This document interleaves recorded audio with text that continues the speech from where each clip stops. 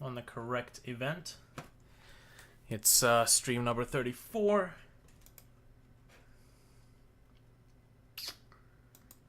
Come on. Hey, it's working. Let's pop out the chat. Copy. Whoopsie. Paste. Thank you. Beautiful. That should go away. Let's turn off the rapey lighting. Maybe turn this lighting up a little bit. You know what? I could totally probably do something like this. Like, just barely. Like, here's the thing. If I will take a piece of paper and actually put it up there, it's actually gonna look very respectable. Diffuse lighting, so to speak, is what it is. All I need to do is just make sure that the light is not blinding me. Also, I have made sweet potato fries for the first time. Also, I just came back from an 8.5 hour shift, which sucked. That 8.5 hour shift has passed faster than the 7.5 hour shift the day before. Ooh, we have an update. This version of Game Maker Studio. Main the box is blah, blah, blah. Okay. Excuse me. I just need to clear my throat multiple times. Splash language files. Have the standard 2-digit language code. Mac and fixed. Manual tree button gets squished at higher dpi. Select all on output window. Selects wrong text. Code folding integration does not reset the region. Code folding and indentations does not reset. Cool. Image editor. A layer list. Selects the first item. List on the last layer.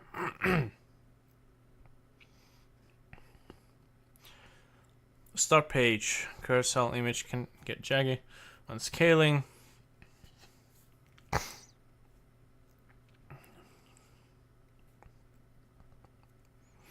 Object editor. Copying, pasting events.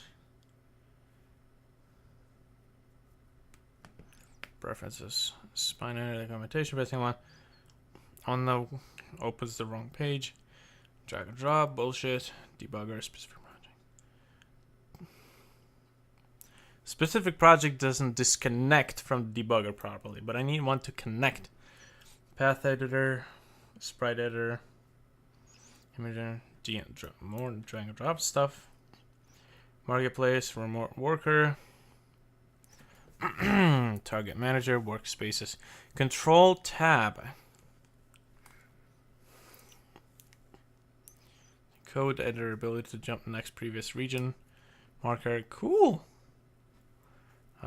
Start page, image editor, suggestions.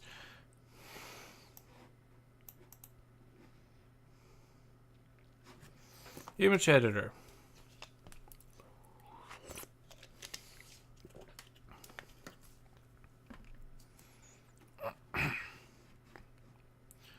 Being able to close. Suggestion. Resource tree. Add image as sprite on sprite. Ooh. Okay, this is interesting.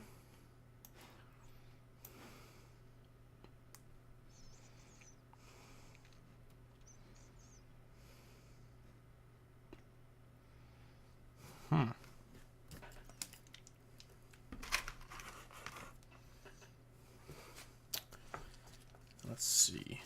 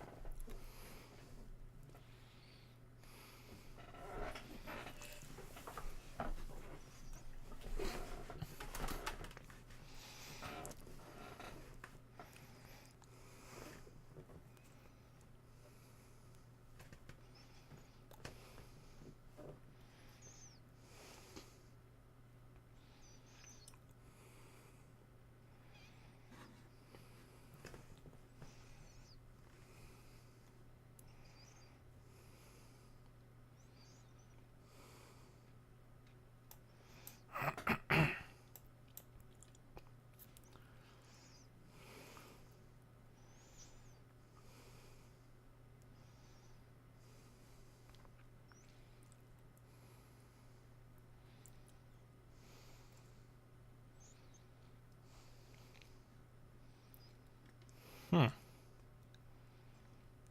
so couple of interesting things, especially that image add thing. So I guess let's just download this thing now.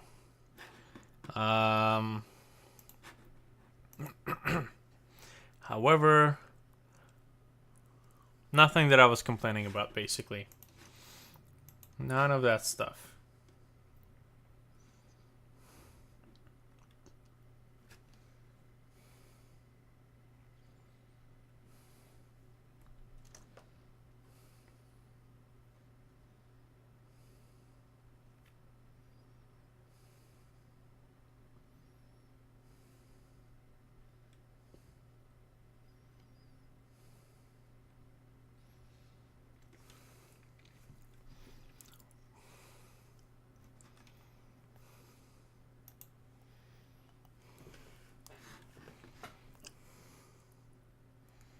Ooh.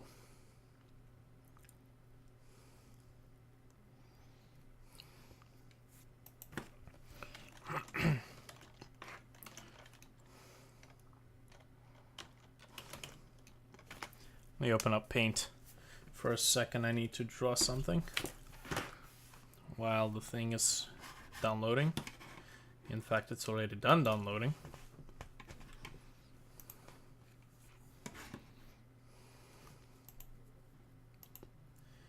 It always gets me nervous to uninstall an old version of GameMaker.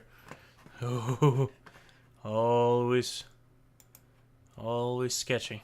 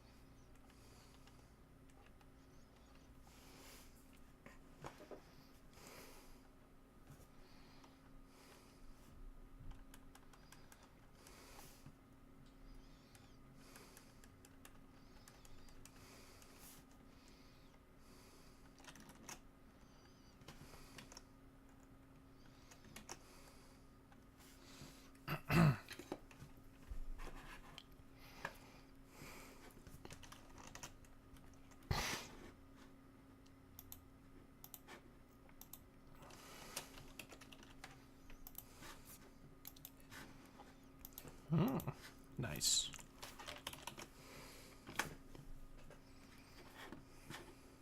Uh-oh. Uh-oh. Uh-oh. What the fuck?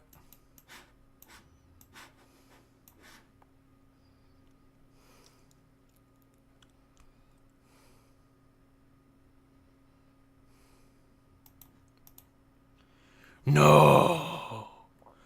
No. Oh no.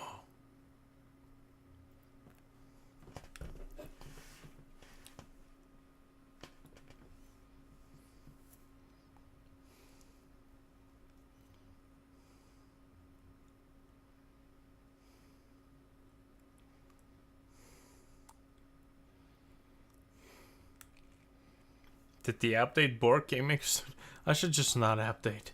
Not update for a really long time. No. Oh, this sucks. Oh, this sucks.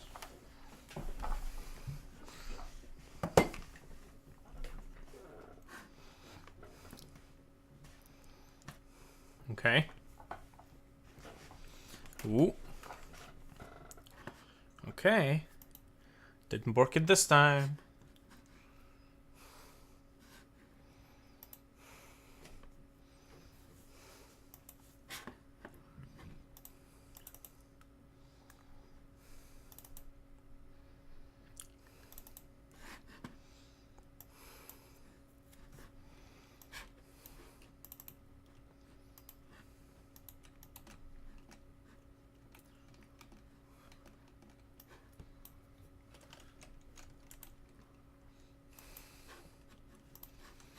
Okay, I just want to post this on the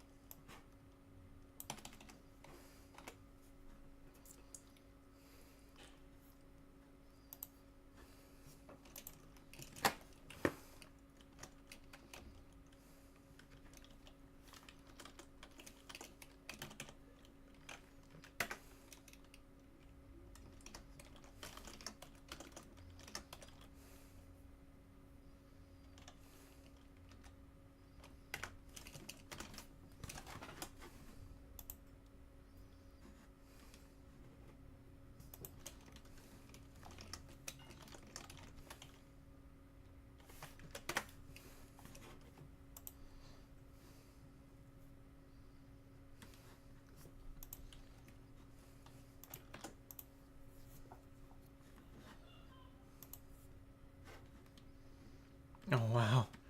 I just post. Oh, what? Bullshit. Bullshit. I literally just posted. Ah, oh, you motherfuckers. Fine. Fuck you.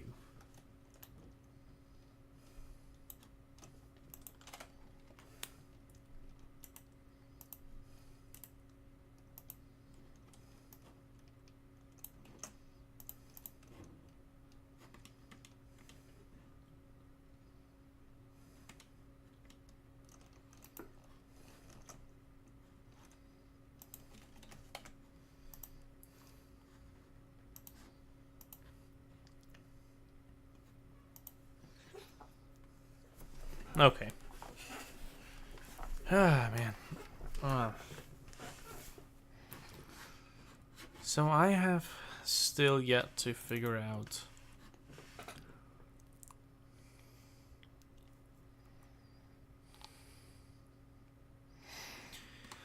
I have yet to figure out some stuff. Like, what am I gonna be doing with the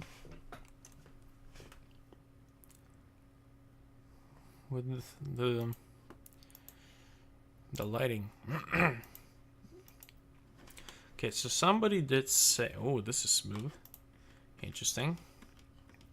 But anyways.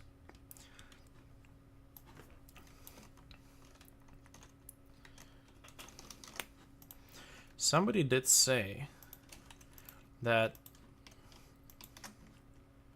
blend mode subtract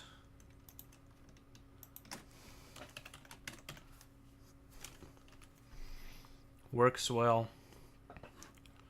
within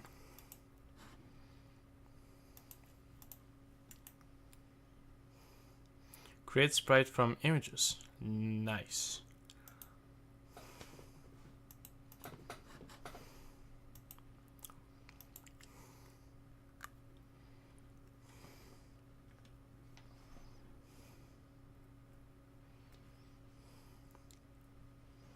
So if I go ambient 1, what is it in ambient 1 that I still have to do? Oh man, I gotta do a whole lot of stuff.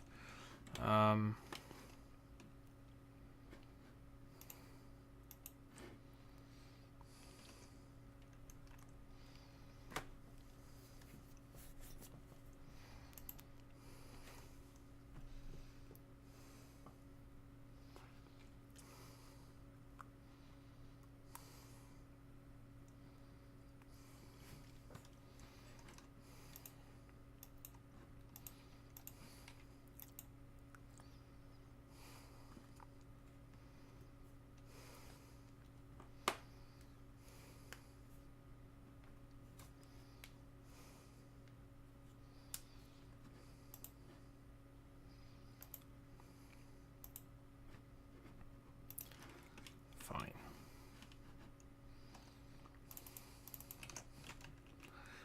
Let's do this. Let's run that. See what happens.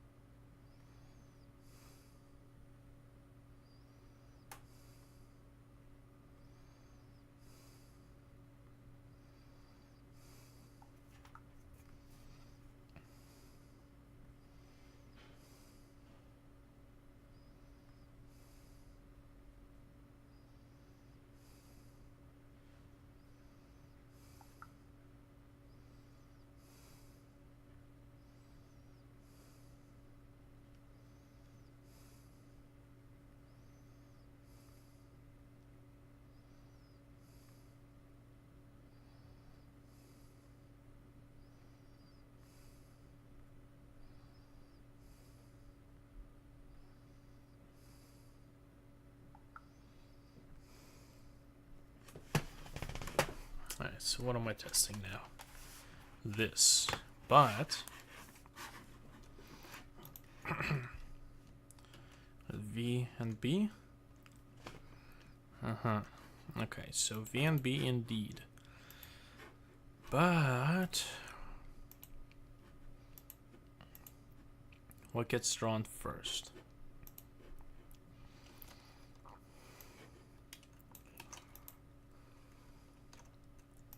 Wait, why am I not setting anything else to normal?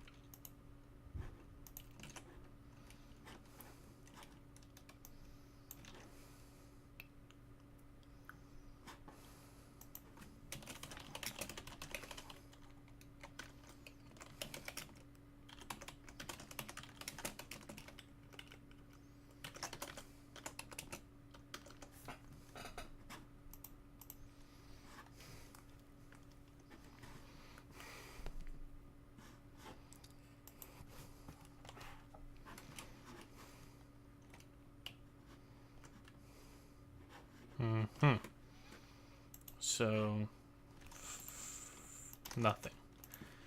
Big fuck all that this thing is doing. Oh man.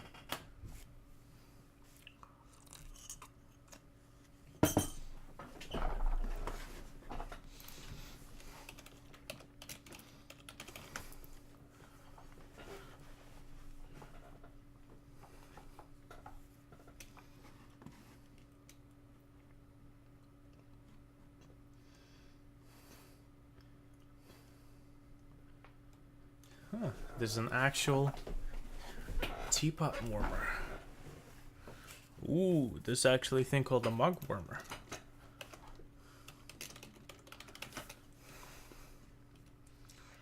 Not bad.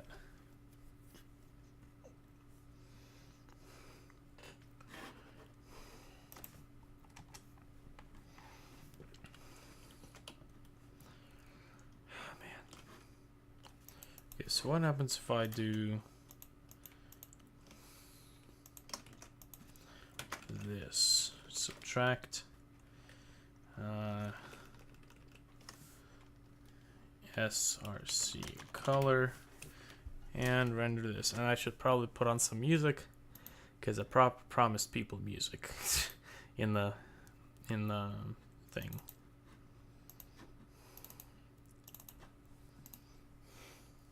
Plus, I want to listen to some ambient music.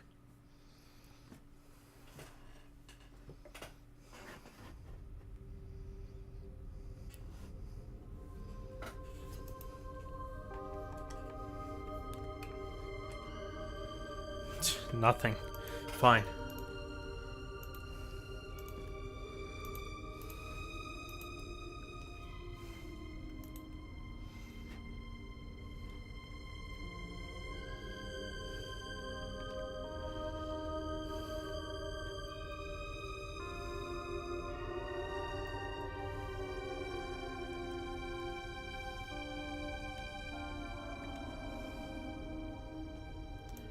Where the hell is the post that I made? Postings.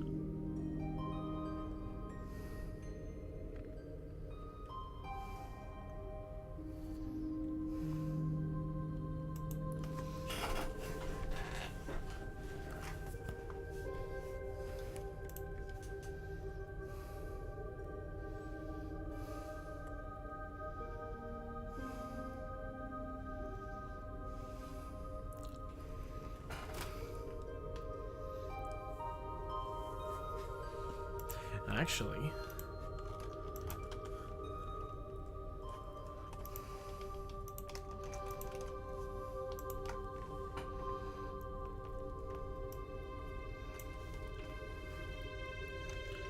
light blend.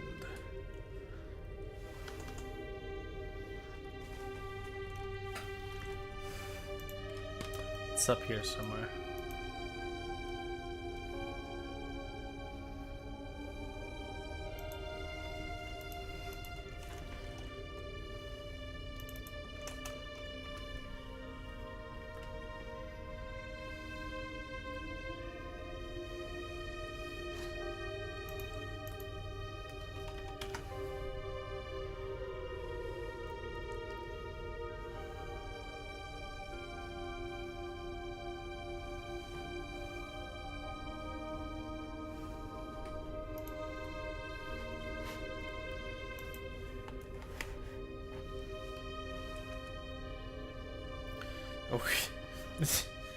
Okay, whatever you say.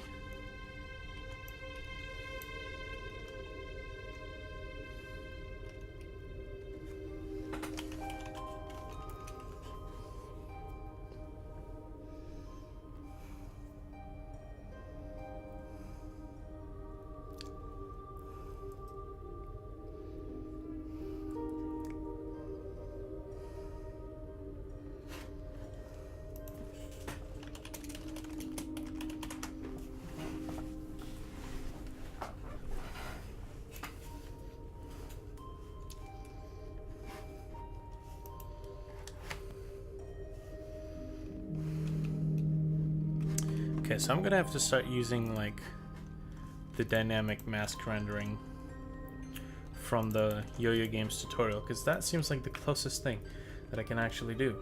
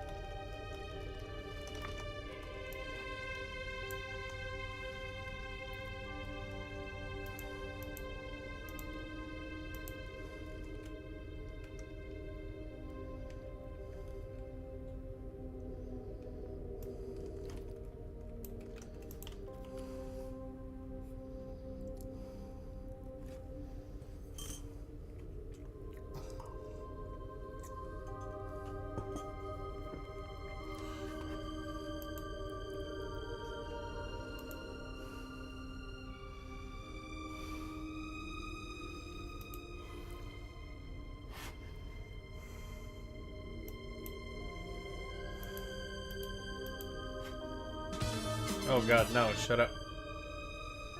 Whoops. This video started playing.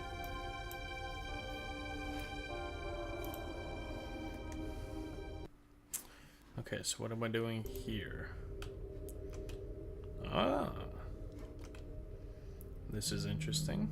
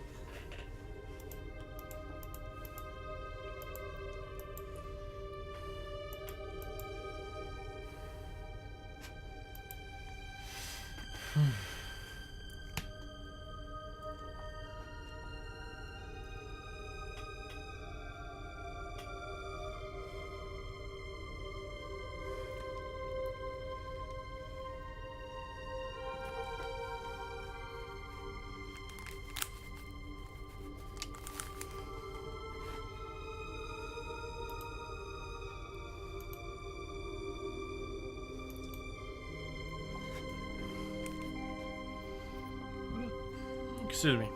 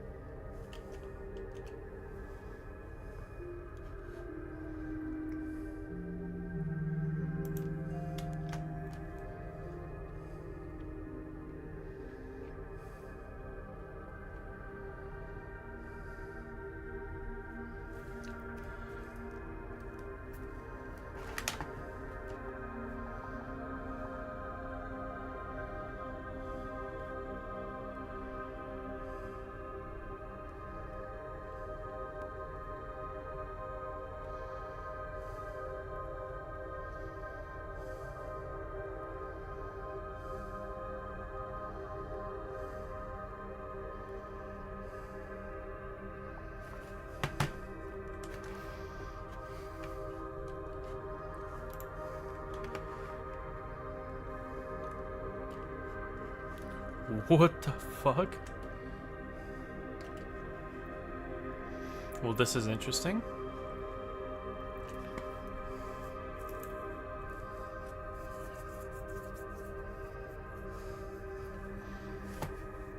It's very quite interesting. GPU setup false.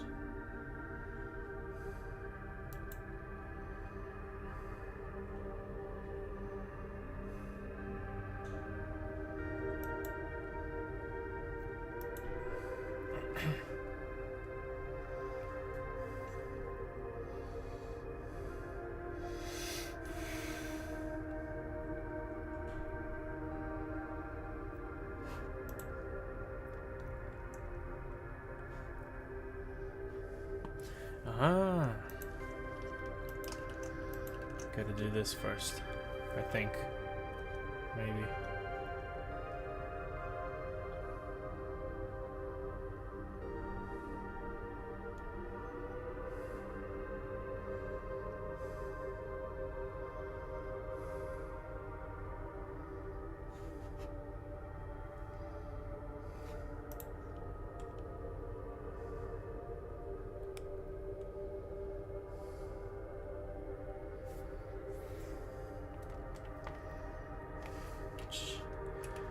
For God's sakes.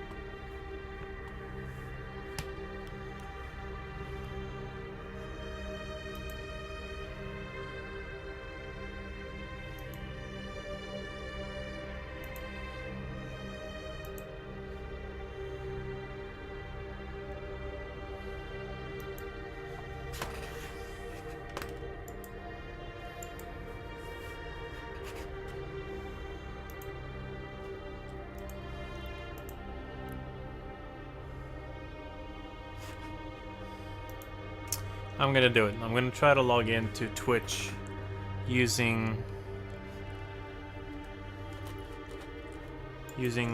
this thing.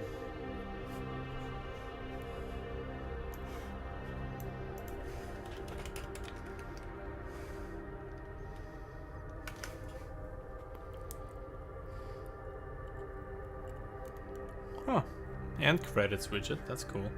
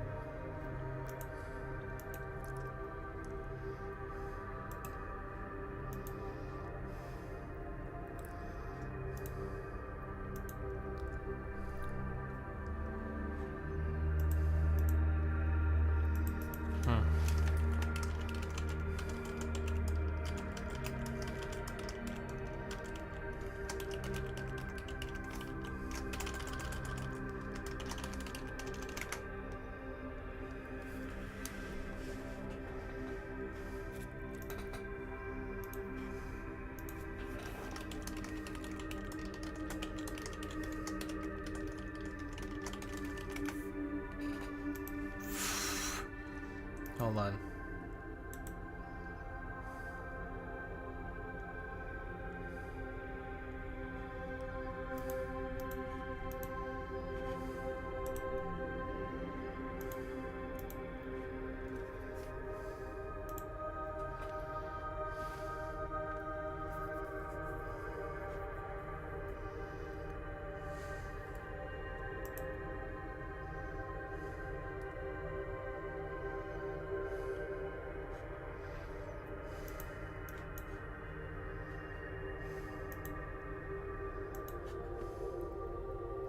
For some reason, Twitch is twitchy about me using Firefox. So I guess that's a big fat no for that.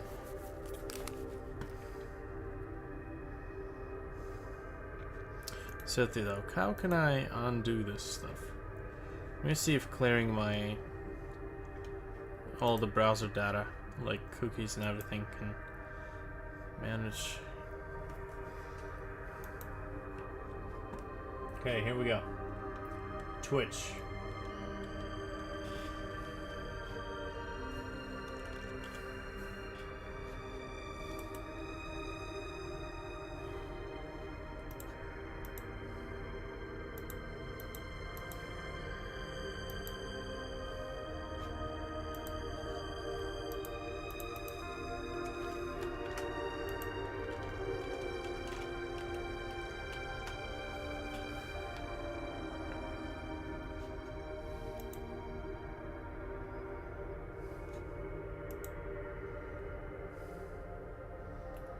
Go back. Fuck you, beta. I will switch to beta. It worked. I will switch to beta when you people force me to go to beta. Video channel.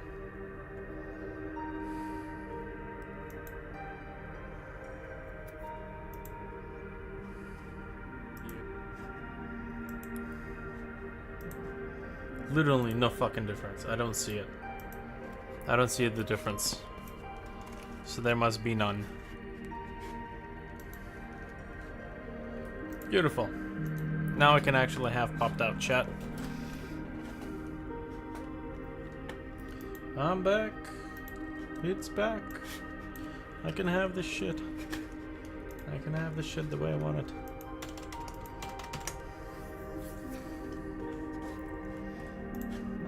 Okay, beautiful.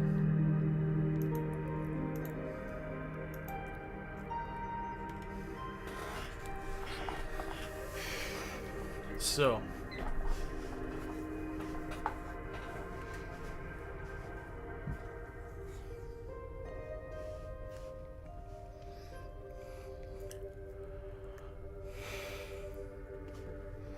I mean,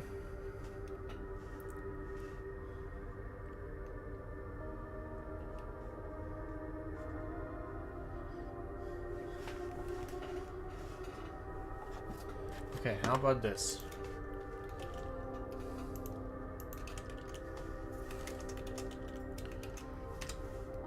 I'm going to go to the yo-yo thing, and I'm going to rephrase my subject line.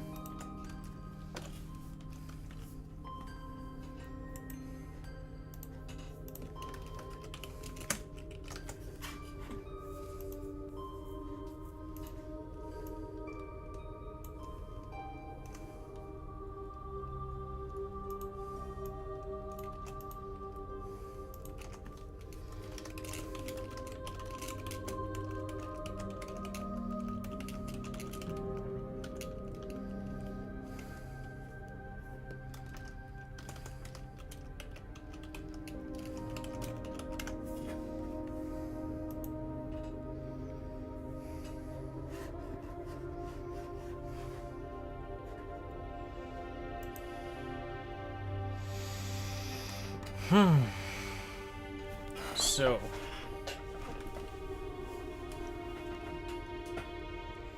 let's start digging around with this stuff. So I'll copy this, comment that out, drop it down here.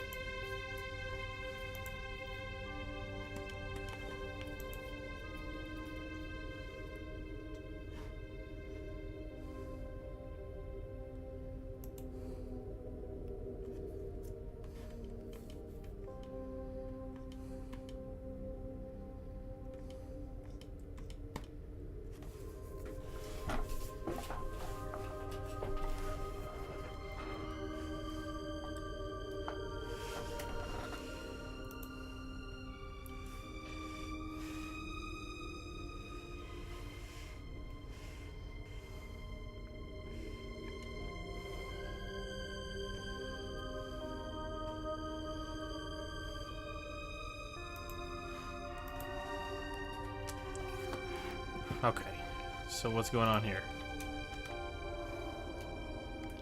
Shitty as ever. Okay, yeah, that's right. I wanted to edit my posting.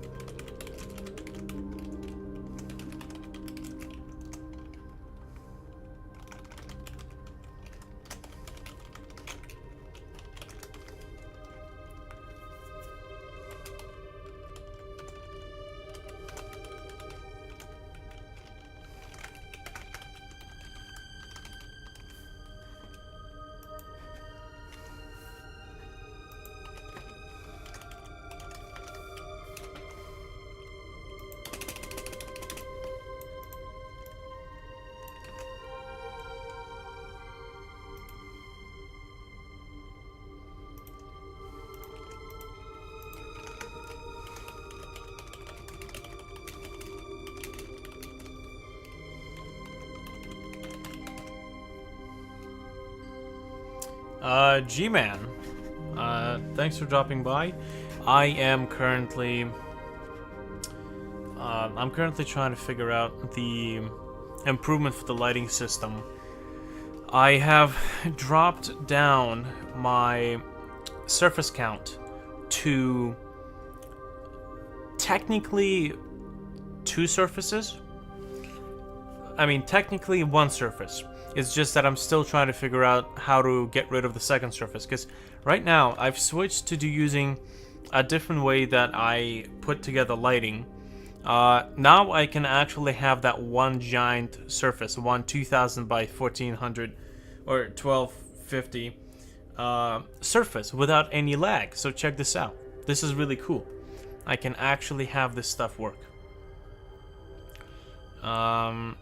So this actually, I actually followed GM Wolf's recent layered video tutorial, and I basically just took out his blending modes or blending function and put it in here without doing the rest of the stuff. But check this out. I actually have a large sprite, large surface, and if I get out of here, you can see it's zooming out, and I still have my lighting. And obviously, I got my camera zooming function sorted out, and I got, basically my parallax moving properly, because when it's the parallax backgrounds are adjusting their position based on the view X value. But the problem is that since we're zooming out, the view X also actually moves a little bit in the opposite direction. So I needed to basically have a permanent marker that could be used as a reference point, and then I calculate the difference between the original size and the new size, and I divided it by 2 because the view scales in both sides, left and right, up and down. So I just decided to divide it by 2, and now my background's actually moving in parallax. And I really wanted to have this feature because I have levels like these that are pretty damn big. But I actually got rid of the lag. I got rid of the lag, man. The only thing left is I have lights here. Lights, for example, if I pluck a light in here, if I do, I can adjust the brightness. But the thing is, there's also additive blend modes happening that you can't see right now because I've disabled the surface. The secondary surface allows me to add color to lights. So the problem right now is that I can actually do this, and I can see, technically I can see that there's a light there, but I can't add color to it because, the blending does not work that way. So anyways, that's basically what I'm trying to figure out right now. How can I have the blended lights without using a surface? And to be honest, it's not even the question about that. I can have blended lights without surface. All I have to do is really just draw them outside of a surface. The main problem is that I still have shadows, and the shadows still have to whatchamacallit, the shadows still have to also affect the blended lights. Considering the reason I have blended lights in the beginning is because blended lights allow me to add lighting to already lit scenes. So as you can see, so I have this darkness, the dark pad around. So the way I basically make sure that I can see my background through the darkness is, first of all, I have all these lights around the perimeter, and I also have the light mask, which is basically this thing, right? It allows me to mask out any darkness, and that's essentially what I did. It just, went through this entire level and created a light mask just like this, and covered this entire level with it. So I can place a light here, but if I move it over here, that's it. You can't see it. This is why I needed blended lights, in order to see the lights in already lit scenes. So you would actually see like a color blending. You can assign a color value to it. And I still need shadows to actually cut through those lights. In much the same way I have shadows, let's say, like if I go to this level instead, you will see what I'm talking about. Because blended lights are basically exactly the half of the atmosphere in this game. So that's what I'm trying to figure out right now. And I'm kind of trying to post this stuff here.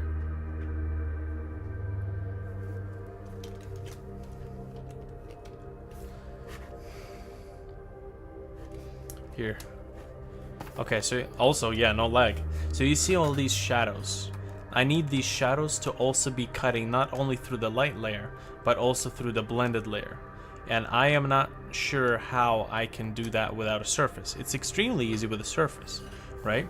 All it is that you set target to surface, you clear it, you draw all your sprites, then you set blend mode subtract or blend mode script color, was SRC source color, and then you draw everything that you need to cut out of the image. So in this case, shadows, because everywhere the shadows are supposed to be, you're not supposed to see the light. And then you set blend mode to normal, and then you reset the target, and then you draw your surface. So it's easy with the surfaces. The problem is I already have one large surface, and it seems that on this machine, which is like a 2008 computer, one large surface is all that I can get before I start screwing up performance. And I really can't be maxing out performance this early in the project. It's not happening. I need some headroom. So this is what I'm trying to figure out. How can I add blended lights? Because blended lights are everything. All the atmosphere. Like half of the atmosphere are shadows. No, a third of the atmosphere are the presence of the lights. A third of the atmosphere are shadows, and the last third is the color of all the lights. So I'm trying to figure out how can I subtract the shadow from the sprites? Just the sprites. So that's what I'm trying to ask right now. And if I can figure that out, I think all the lights that I've already built, I don't even have to redo them. Because right now, actually, shadows look identical to what I had before.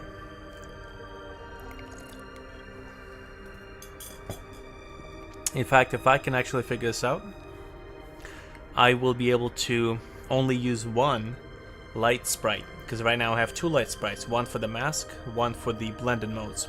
And I've switched to using a different combination of blendings. So I'm actually now only using the black and white instead of white and transparent sprites. So that will also save me space, like a lot of space on the texture pages. Which equates to less performance issues. But anyways, I gotta figure this out. If you have any suggestions, go for it.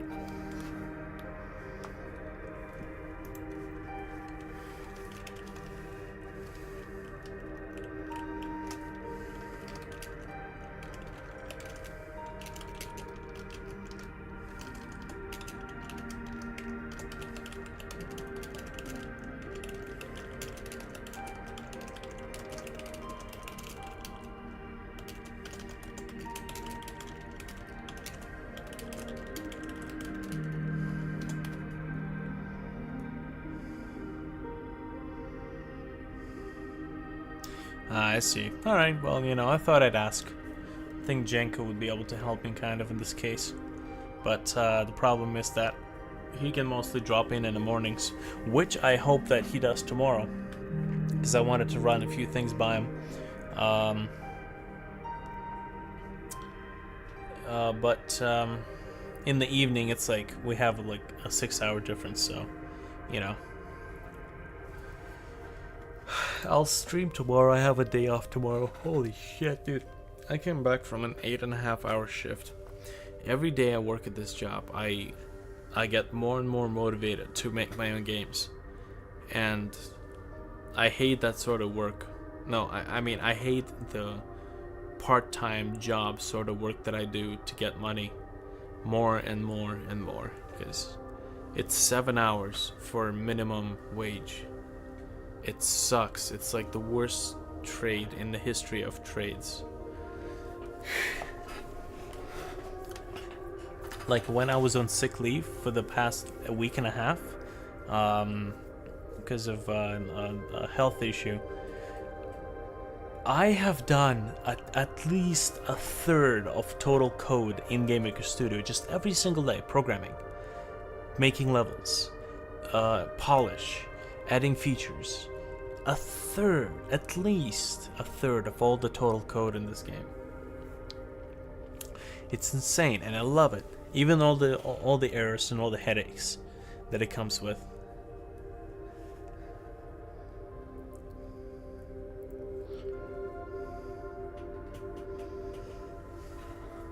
That's okay, man. Don't worry. The company alone is better than me sitting in crushing loneliness. Okay. So anyways, I thought you wanted to just drop by and kind of check out. So thanks for that. I gotta finish this stuff. I gotta get this stuff to work.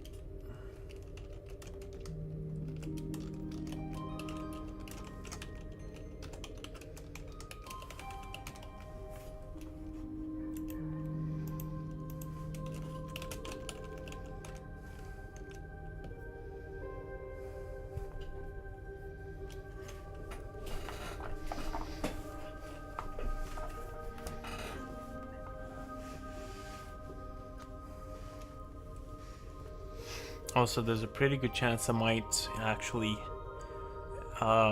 be able to have my dad help me out with the script for this game, because he can do script writing way better than I do, which is great. If he'd be on board, because I know he has a lot of work. So the fact that he can actually find time to help me out with the stuff that I have now is already amazing. Fuck, man. I hate this job. I come home, I can't really record much. Can't really do much.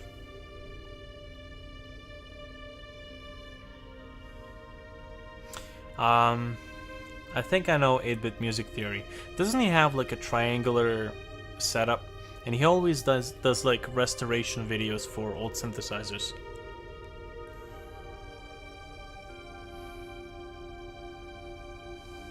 Unless it's just 8-bit music. If not 8-bit. Hold on, let me look this up. I think I know the guy. He constantly does like restoration videos for old synthesizers. My dad is natively a scriptwriter. But the problem is that Canadian market is very shitty and very biased. Also a little bit racist. And unless you have the connections right from the get-go, it's extremely hard to get funding for any sort of a project. So right now he's just doing some college stuff because we can actually take advantage of some free education. So that's what he's doing. He's looking into web development, the web applications, programming, which, I mean, it's a completely different sort of thinking that he does. And it pains me to see him go through that stuff, because it's totally different from what he does. He's not a programmer. He never started programming. He never knew how to program, but now he has to. It sucks. Which is, once again, why I'm trying to work on this project as much as possible, because then I can kind of, get him into the market properly if this game does well. Because all it is just money. All it is just money. If you have enough money, you can hire your camera people, as in staff, managers. You can hire your own actors, voice actors, recording gear, rent, permits. All you need is just money. He knows how to do all the rest of the stuff. All that needs to be is money, and money is where your connections come in, your status, your experience, your portfolio, that kind of stuff, which means jack shit. If if you're anywhere from outside of Canada. Like literally fuck all means. You can have like a great portfolio unless it was made in Canada or US. It means nothing. It's like being a renowned doctor and coming to Canada, and there goes all your fucking education, everything you learned. You have to redo it. So I have to get this game done. Also, high proxy. Yeah, exactly. G-Man's got it. So yeah, I know that video game market is a lot more accessible to me because I can do programming and I can do this stuff, and I have a at least marginally better stylistic approach, and I have basic concept art training that I did in college for a year before I decided to do this stuff. So I can actually kind of put together a project that is a bit more competent than stick figures and no animation bullcrap and stiff animations. I kind of understand my way a little bit around motion design and that kind of stuff. And it's just all those. I know how to write music, so I can write good music. In fact, music is probably my most developed skill because I've been doing it for 9 years, right? I know how to work in different programs. I can program, I can kind of debug and come up with solutions to my problems without too much intervention from outside, because all the stuff that I'm asking now on the forums, it's pretty much the issues that I've had for a really, really long time. And the past week and a half, I've actually cleared, I'd say, 90% of all the issues with my code, right? 90% of all the performance problems. I've discovered a lot of ways how to optimize your game. So it's great. So if I can get my dad's name in the script section of this game, fuck, it doesn't even matter if he gets the credit. It's all just about money. You get a couple of $1 million, you can shoot a basic film. If the story is great and you can put it in the theaters, it doesn't matter. I mean, look at Paranormal Activity. It was like minimal budget movie. Unique concept, right? You can have great storytelling, not so great camera work. All that stuff is you can work around this stuff. But and that's, once again, it's all about budget. You can hire somebody more professional who will do the adequate job for you, right? In my case, if I can put a great story into this, I have seen some very, very basic looking games. By basic, I mean there's no budget, no time to do a full set of animations, but they had great stories. I've seen games that used other assets. Like a lot of RPG Maker games that have gotten popular are popular because of the story. They all look identical. There may be a few things that are, adjusted, some custom sprites, some custom assets, just to give a bit of a feel, but all these RPG Maker games are basically all the same. Speaking of which, RPG Maker is currently on sale. Yep, To the Moon, that's a great story. I've watched Markiplier play it. But anyways, RPG Maker is currently on sale at Humble Bundle, along with a whole bunch of different RPG Maker games. So if you ever want to make like an RPG Maker game, and you want to get that authentic RPG feel, like what's that Bound game? Skybound, Swordbound, something Bound. If you want to get that authentic feel, you might as well use RPG Maker.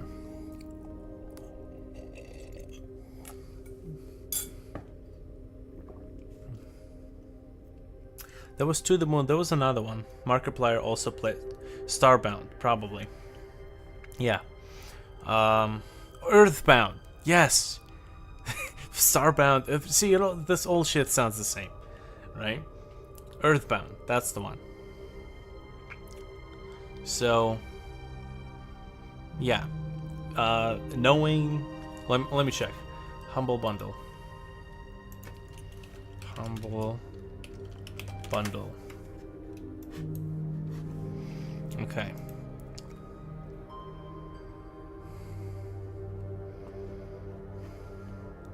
Okay, so Gems Bundle. No. Software Bundle. Yes, RPG Maker's Bundle. So, yeah, you get RPG Maker Ace. For pay $1 or more. I mean, for $1, that's just basically another engine in your assortment, depending on what kind of a game you're making.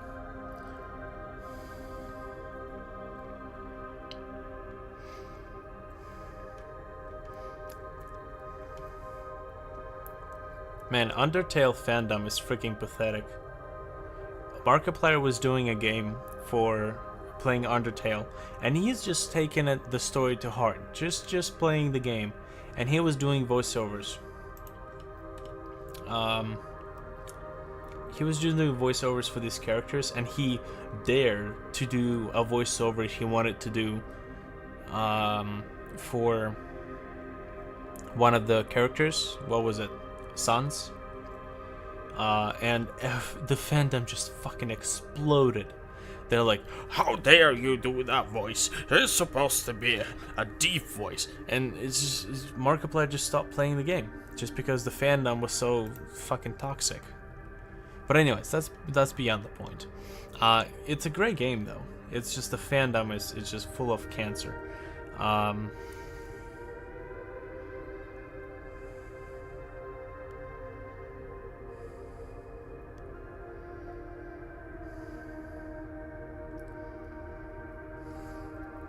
Yeah. Just because he did a different voice than what the fandom thought the voice was supposed to be.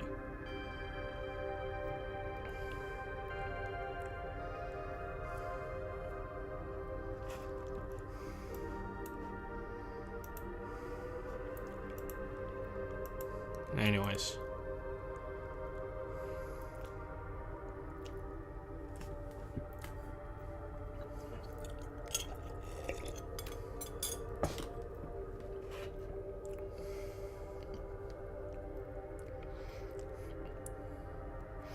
I mean, even like Five Nights at Freddy's fandom is not that difficult.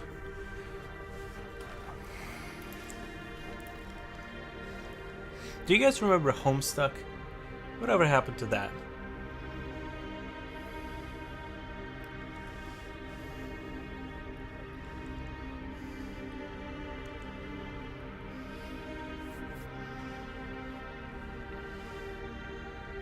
Oh my god, I came up with a horrible joke today. I'm not sure if I heard it somewhere or if I came up with it, but check this out. It's so bad. It's so bad it's good. And it belongs on like one of those shows where like you have to say bad jokes in order to make the other opponent laugh, if you guys seen one of those videos. But maybe I've heard it, like maybe I've heard it in one of those, but check this out. What kind of a pine is made out of both needles and bacon?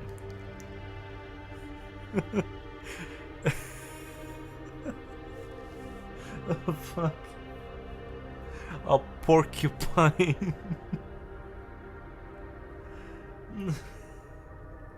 It is a dad joke, isn't it? Oh man, it's so horrible. I had so many people actually cracking a laugh out of that one. It's so bad, it's funny. Porcupine. Oh man. Yeah. Porcupine. Oh, fuck. I can't believe I actually came up with that.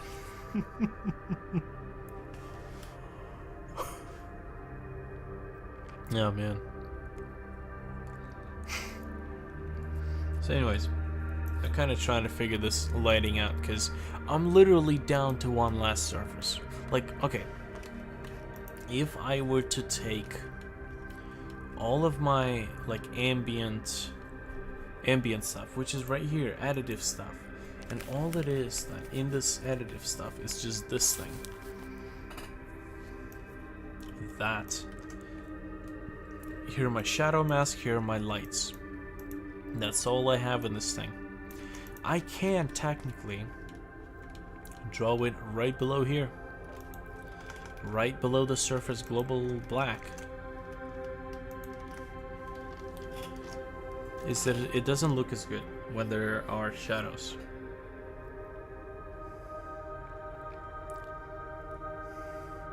G-Man, have you posted screenshots of your game before?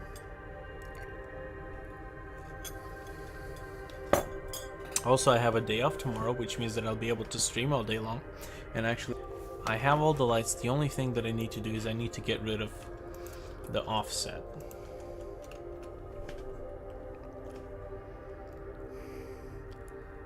Do you have any screenshots up for videos?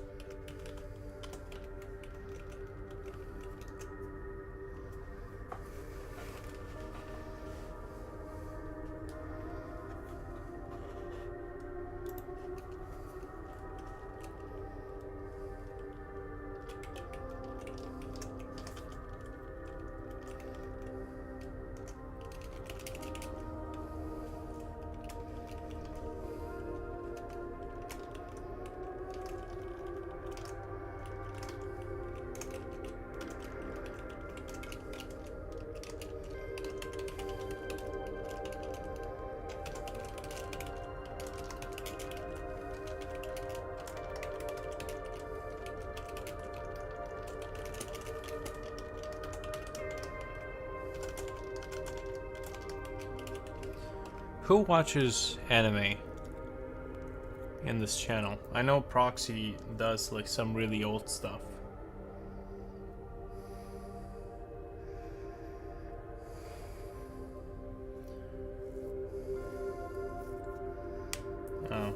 Oh. Let's see. Hold on. Oh wait. G-Man, was it the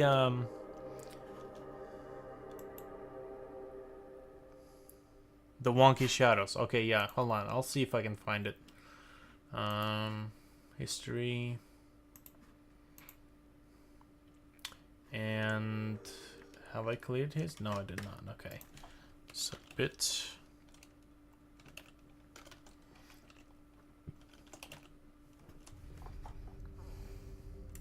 Oof. I don't know. Oh, okay, hold on.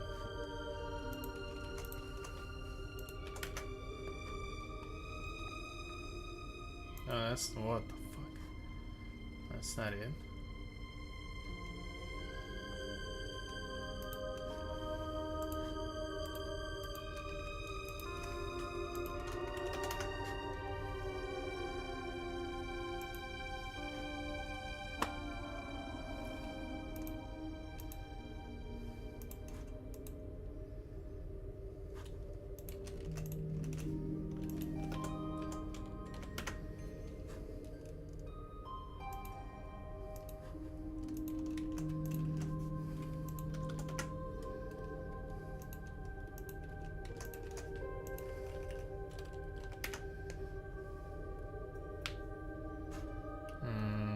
No.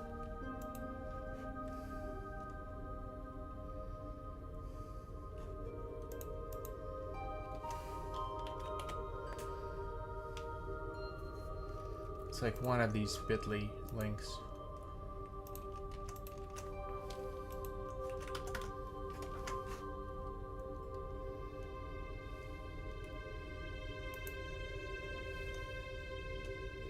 No, I don't think I have it.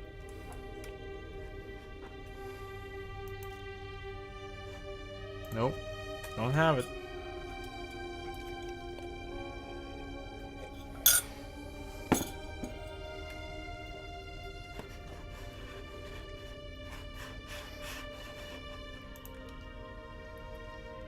Hey, Data's here. Didn't even see him join.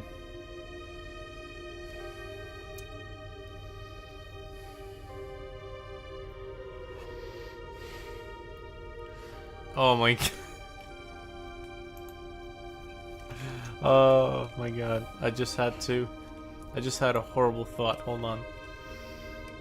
Should I go with it? Oh god.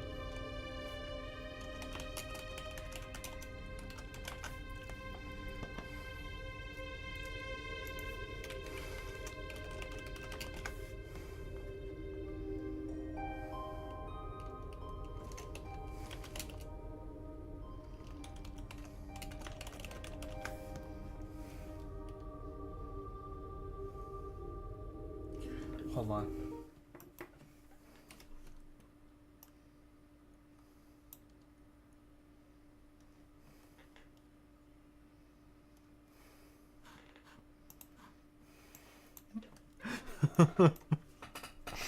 Oh man, Data. Your username, it's like, honestly, it's like when you're from a foreign country and you want to put like English into your username, so you come up with like the coolest sounding username words, but that like it's just up to chance for it to actually make sense. So sometimes you just get the weirdest stuff, and whenever I see a username, it makes me think of the bad Taiwanese baseball commentary that went viral a little bit ago. That it sounds like the guy doesn't know what the hell's going on. So it's this. 不过有几个球真的打得不错。这个球飞到的是在左外野方向。This ball is long gone, just like the ex-girlfriend who will never return. Home run!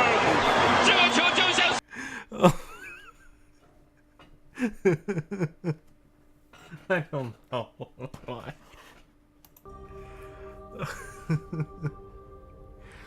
No.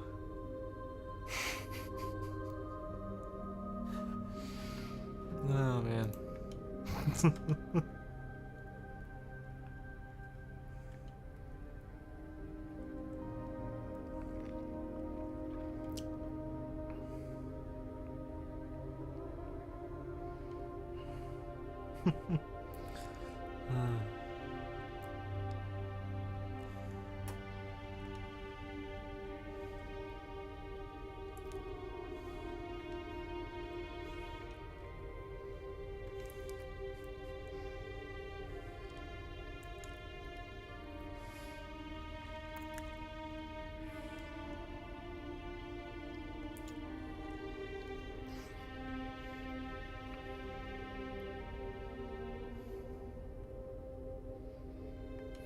Okay, G-Man.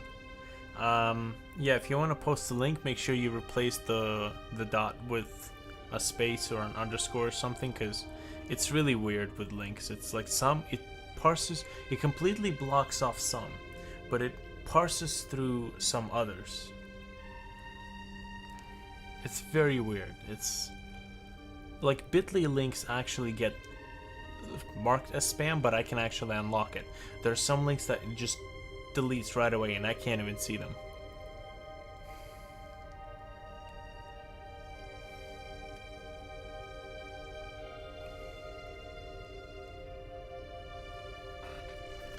And yeah, of course. Exace.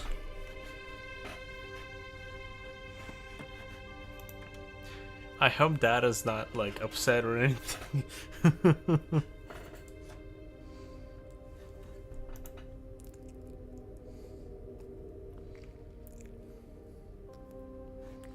Okay.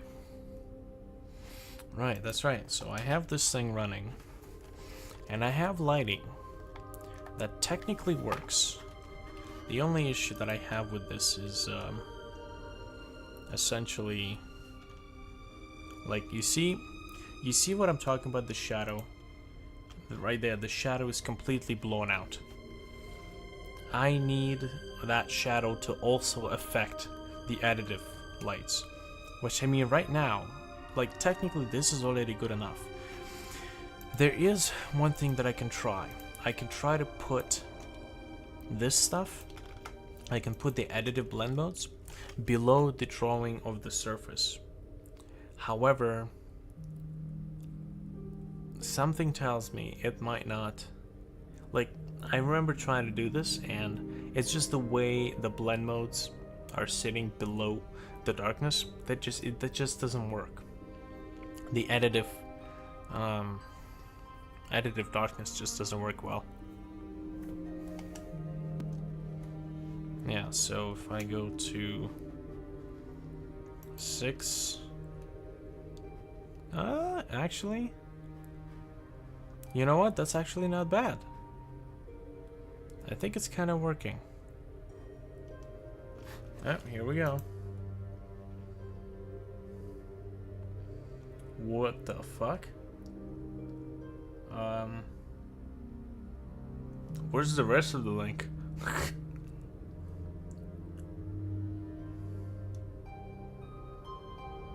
Oh, okay.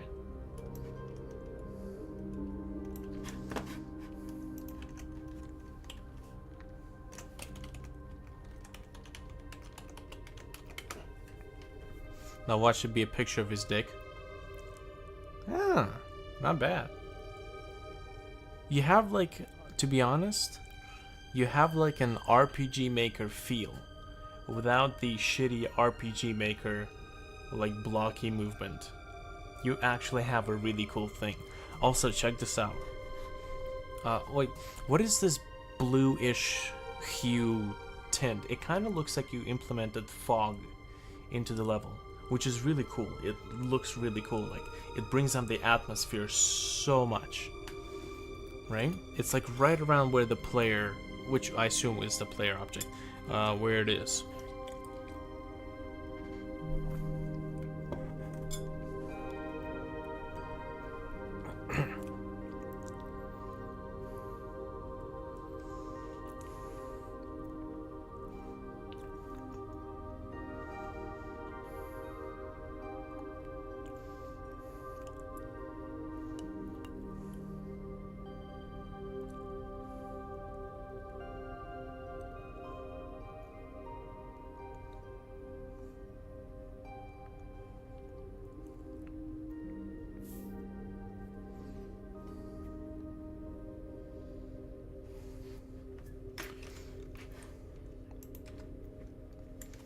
Also,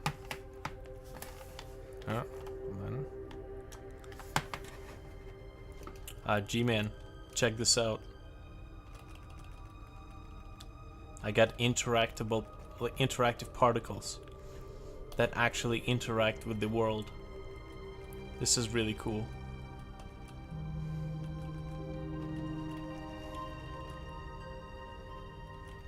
And they're like sitting well with the particle system, and I can put them in together with the regular particle system so that I could actually see particles, or I could actually have a much better thing, right? Like let me put this into the ambient world where it's not as busy. Also, let me just quickly do this. I just want to turn off the visibility for these things. Also, I think I just figured out the solution. The solution for the additive particles. I honestly think I just did it. So I think I can now delete the additive blend mode and just have my game. I think I just did it.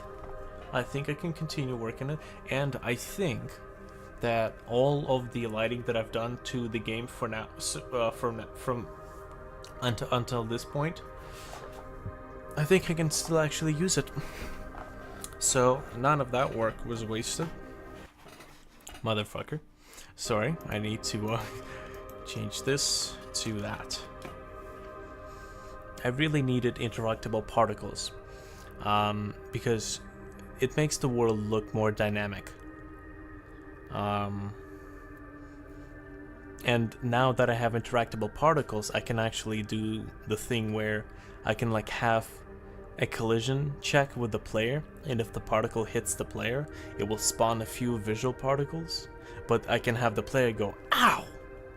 Motherfucker!" And I can have like custom dialogues. Here we go. You know. Like this looks especially cool in like inside.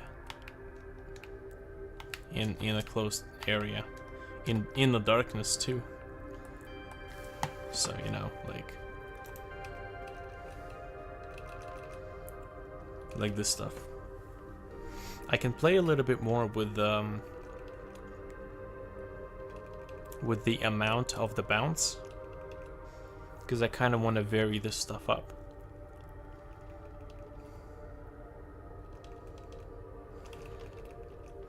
Right?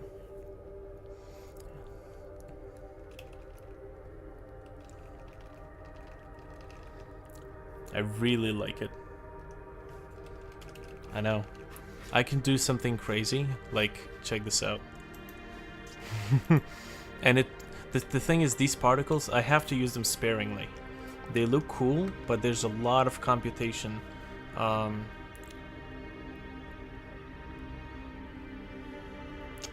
lot of computation to figure out collisions and interactions and changing of, like, basically putting calculating the motion of every single particle, which it doesn't calculate the motion, it's just you have to still move every single particle like an object, because that's what it is, it's still an object.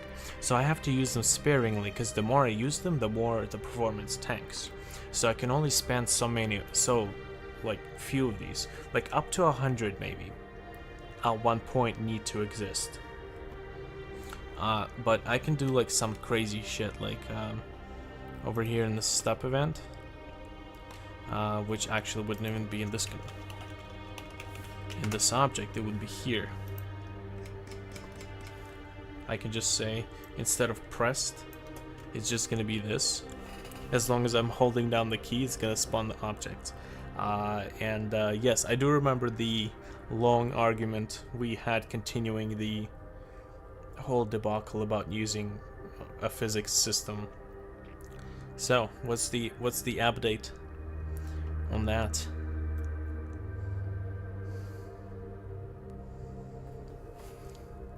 About halfway programming it to the basic physics. Cool. All right. The way the lights kind of interact is a little bit different now, but I think that is okay. Okay, so let me just kind of head on back over here. Ooh, this is gonna be perfect. Okay. So, you know, this is really cool. It's basically a shower of particles.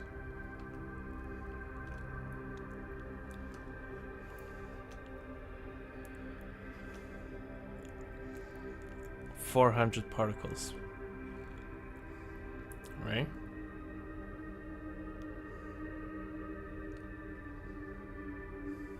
Smooth collisions are happening. I need to find out how to compute outside forces. Okay. I mean, in my case, I think outside forces are basically whatchamacallit. Outside forces would be just tossing variables of like weight and speed between colliding instances. But you can totally do it. Oh man. Jesus.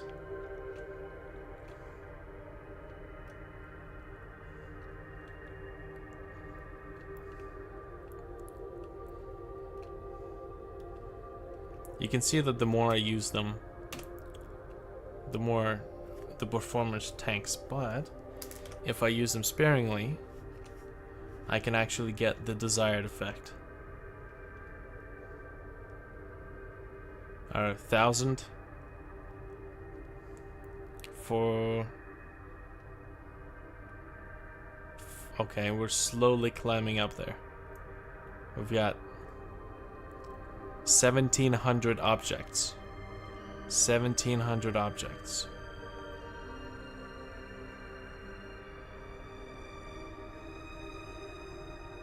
I can probably put a limiter. I don't think I can actually I don't think I can actually surpass this amount of particles, because the logic is just not gonna allow it. But anyways, the performance returns to the normal values really quickly. I know. Like, this game can run 200 of these instances easily. Right?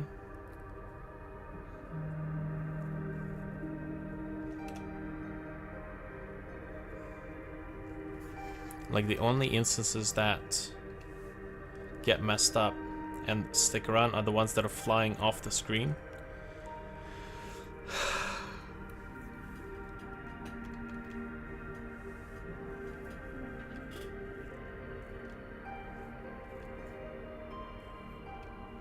But anyways, I like this. The particles really look cool. I could play with this for hours.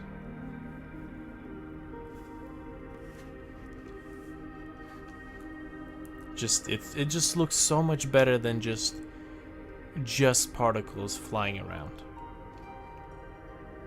Right? You can have like a shower of, you know, spark shower. Some connection that's messed up. And I can basically like create an object that spawns these particles and moves across the path. You know, it's really cool.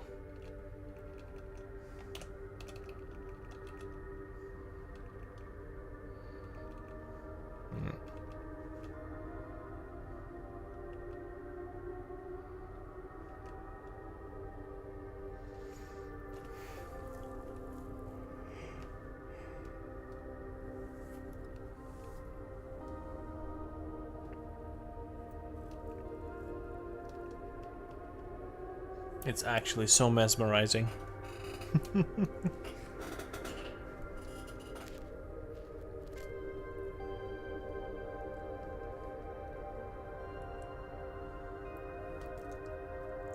Right, yeah, basically, yeah. Pixel perfect collision system. I think you're referring to an actual tutorial that I've watched to build the pixel perfect collisions for the particles and for the main player. It involves like a while loop that moves the object pixel by pixel to get pixel perfect collisions.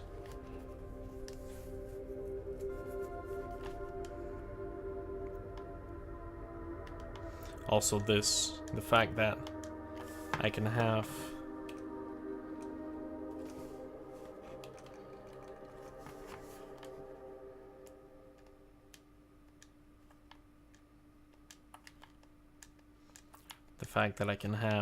views change size now is also infinitely amazing. But anyways, let me pull the trigger on deleting the last unused surface.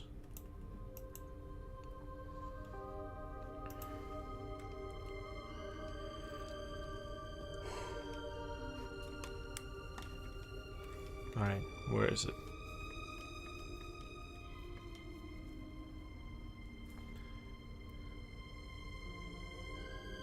Actually, I've already done it, didn't I? Yeah, that's it. Okay. I only have one surface left. No more of this shit. Just one single surface.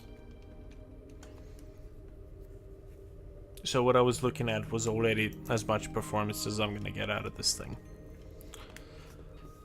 Which is better. A lot better. I can now have different rooms.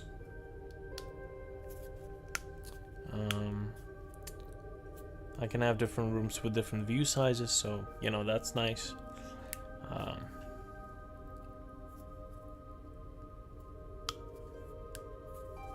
Right. For loop, okay.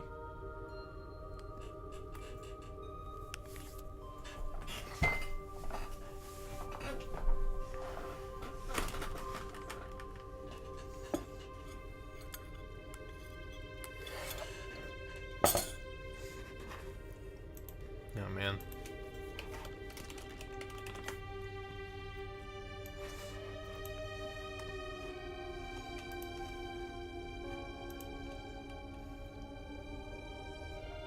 I need one of these things. None of these shitty USB powered ones.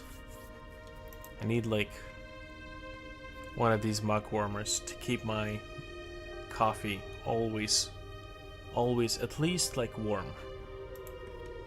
That's all I really want to do.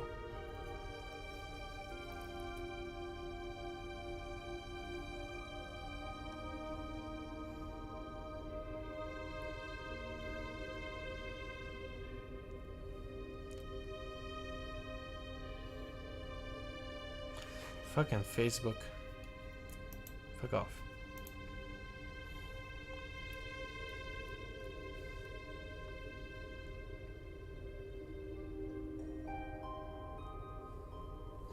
Okay, so what's the 70 meant supposed to be?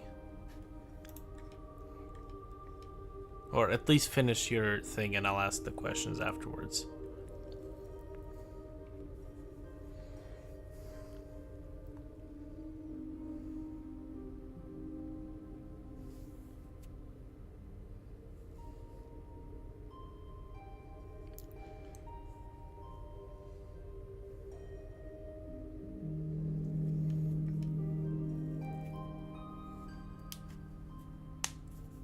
Ooh, it's a plug in the wall, which means no shitty 5-volt bullshit.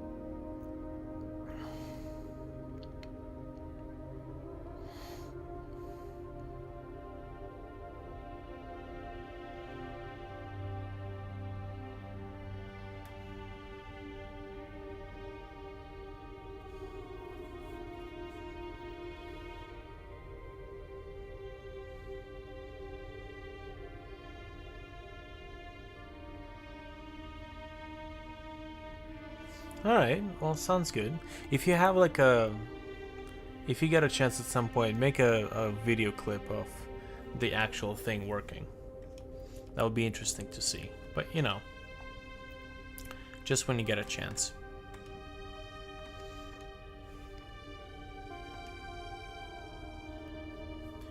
Also, I'm so going to add this to my wish list.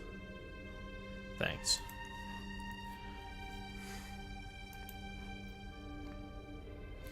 Yeah, man. Welcome to the world of functions of 2D collision making.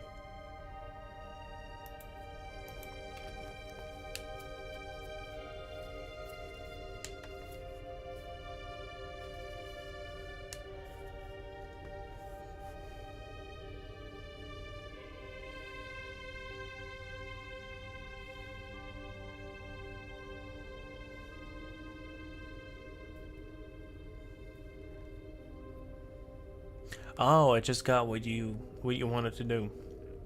Basically, you're making a system that will allow the player to keep moving even if they hit a wall, instead of just stopping and you having to move away from the wall in order to keep moving.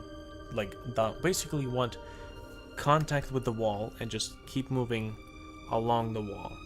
Like, yeah, can I do this in the right direction? Thank you.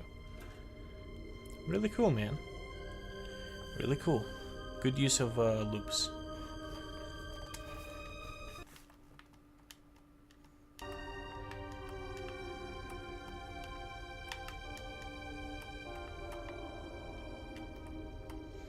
Anyways, here we go. I now have my system done. Right now, to be honest, I need to make a whole lot of assets.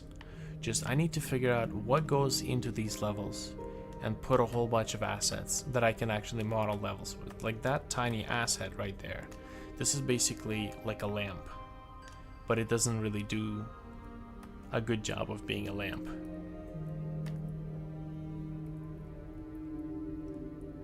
Don't send me the project file. I'm like 100% not going to open it because it just takes way too much time. Get yourself OBS Studio. It's free. It's open source. You can record a quick video, and just toss it in the upload into YouTube. Quick. In fact, fuck it. You can even like press stream, and you can stream your video right into YouTube. No editing, no uploading, no nothing. None of that shit.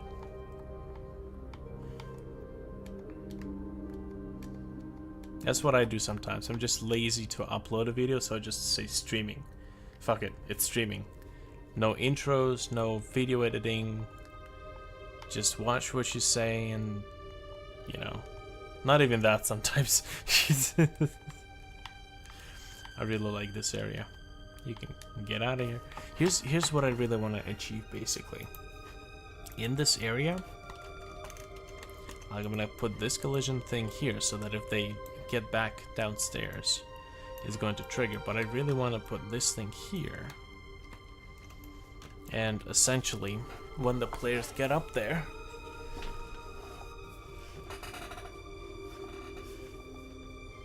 your computer came with a subscription to the XSplit. Okay, but you know, once the subscription runs out, you can switch to the OBS Studio family, open source forever.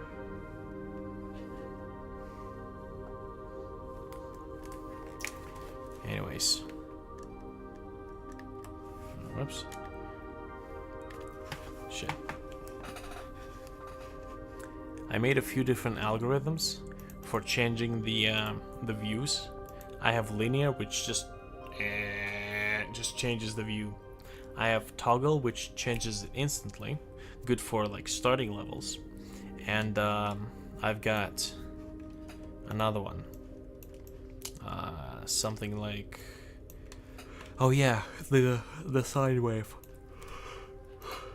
where I'm using a sine function in order to make it like, ooh, you know, speed up, slow down. I'm gonna put another one that's called a sigmoid function, which basically looks like this. So it starts slowly, like it's basically still. It starts slowly, smoothly enters a constant expansion, and then slows down and comes to a complete stop. Because if you look at basically a regular sine wave,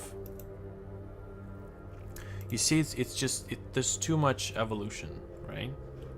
There's too much motion. I need this area to be more like an S and less like a wave.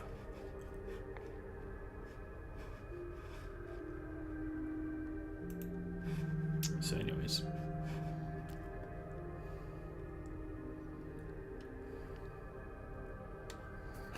Okay, so what I wanted to do is this. I want to make like dynamically changing views. And that's where like music cues also come in. When we change the music depending on where the player is.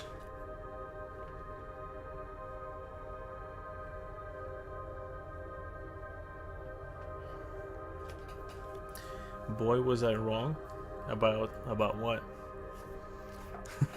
What were you wrong about? Tell me. Okay, here we go. I also like the fact that it doesn't glitch for like 5 minutes as soon as it starts. And there we go. I probably want to move this thing like right over here so that it triggers once they actually get out.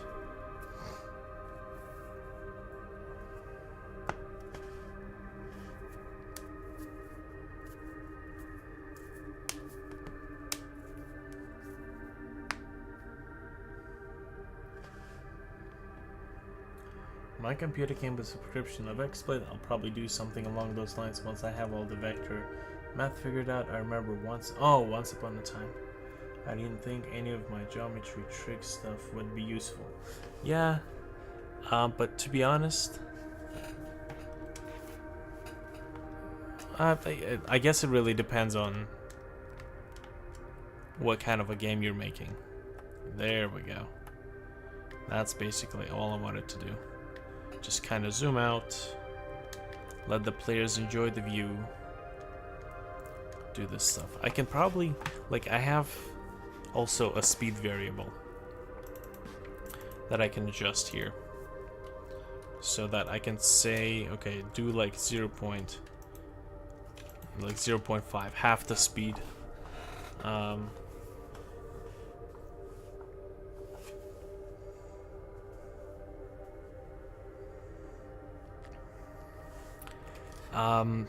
Yeah, all these blue blocks. Yeah, I'm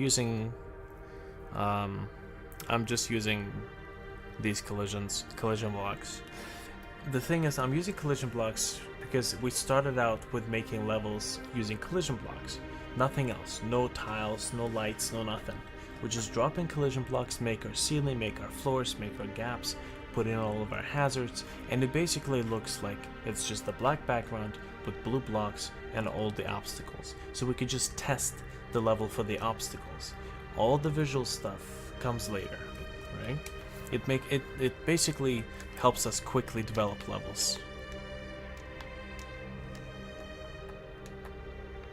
So anyways, here we go.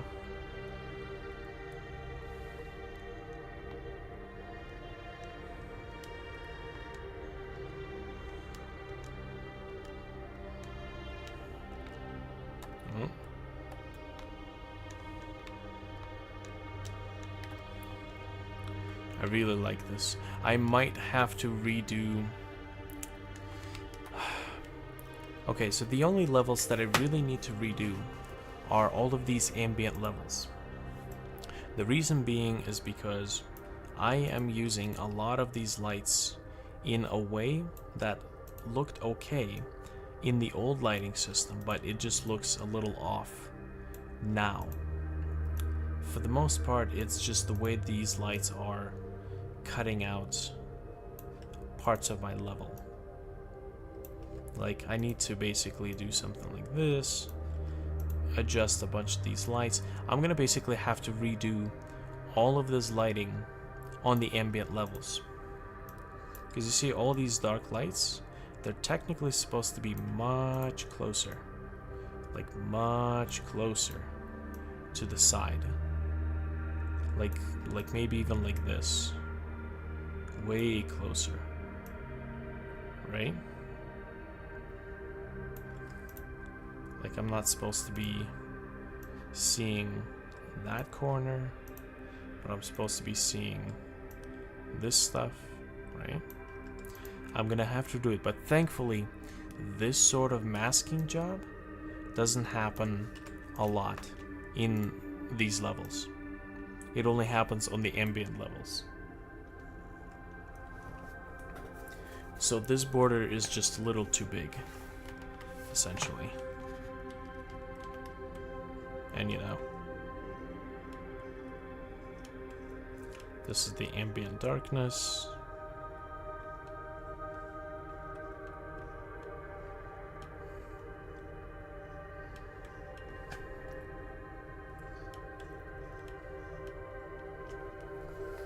Etc, etc. In fact, that little fade that happens, that's actually dependent on where I'm placing, don't need this anymore, where I'm placing the draw rectangle with a white color, right here. This should technically go before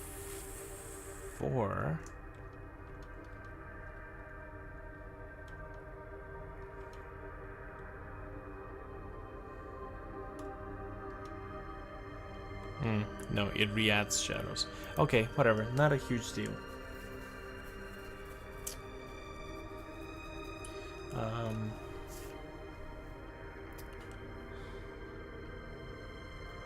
Okay. I have to make things harder on myself than that. Like, are you talking about tile collisions? Yeah, and that's why I like that versus tile editing. Or tile collision, because I'm still using tiles. Like, oh man, I'm using a fuckload of tiles. I'm just not doing any tile collisions.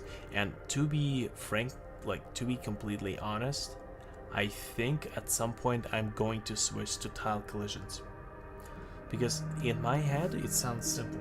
In my head, it's just a matter of calculating a tile.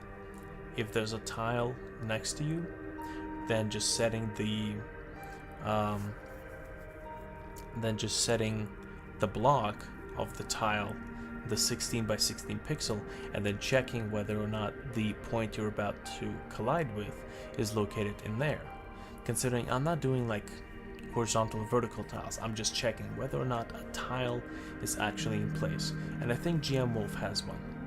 All I have to really do in that case is supply a list of tiles that have to be checked against, like a list of tile IDs or tile sets or whatever the fuck it uses, right? So that I could check my collisions against those. The only thing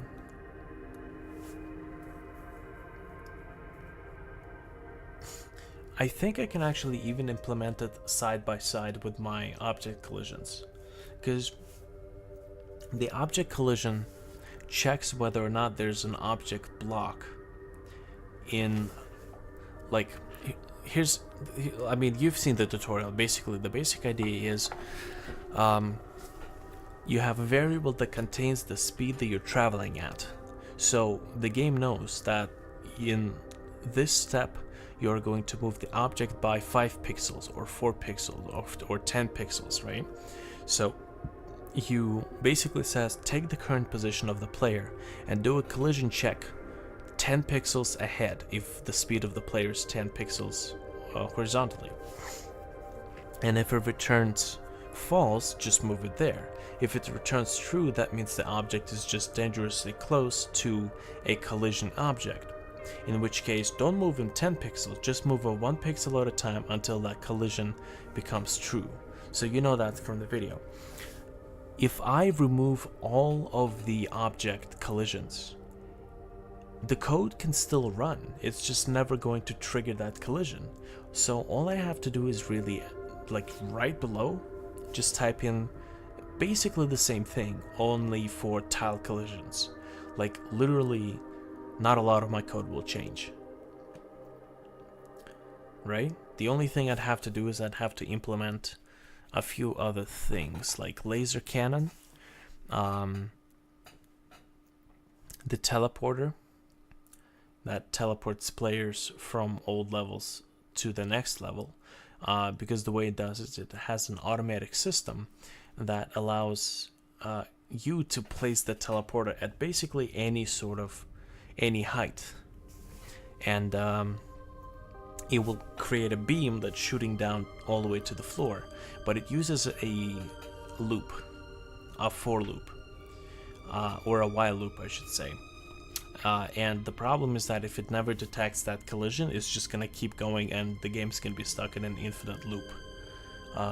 So that is like, those are the kinds of objects I'm gonna have to really think about, or really like add redundancy to, if I'm gonna switch to tile collisions. But to be honest, tile collisions would save me so much trouble, because right now I'm doing collisions based on objects. And like I actually had, let's see, so let me take this ambient level. Like if I'm gonna zoom out, this is my entire level. I'm already placing these collision blocks in a way that is more or less performance friendly, because I used to do basically this. I used to have this block, and I used to have collision blocks, and what I would do is I would basically draw the collisions like this. I would just say, okay, you know, let's do this, and just fucking draw one block at a time. So then I decided to switch, because I started using more stuff using collision blocks. So essentially, I have basically already implemented a code that disables all of the collision blocks outside of the view, because those don't matter. We're not going to be calculating collisions for those either way.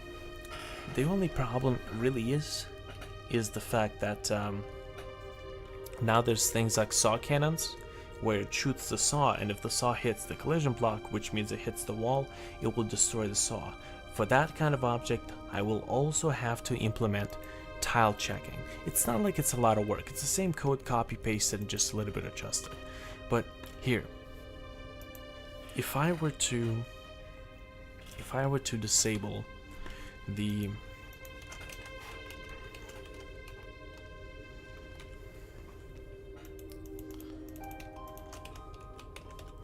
so here we go. I'm not going to deactivate all of the block instances.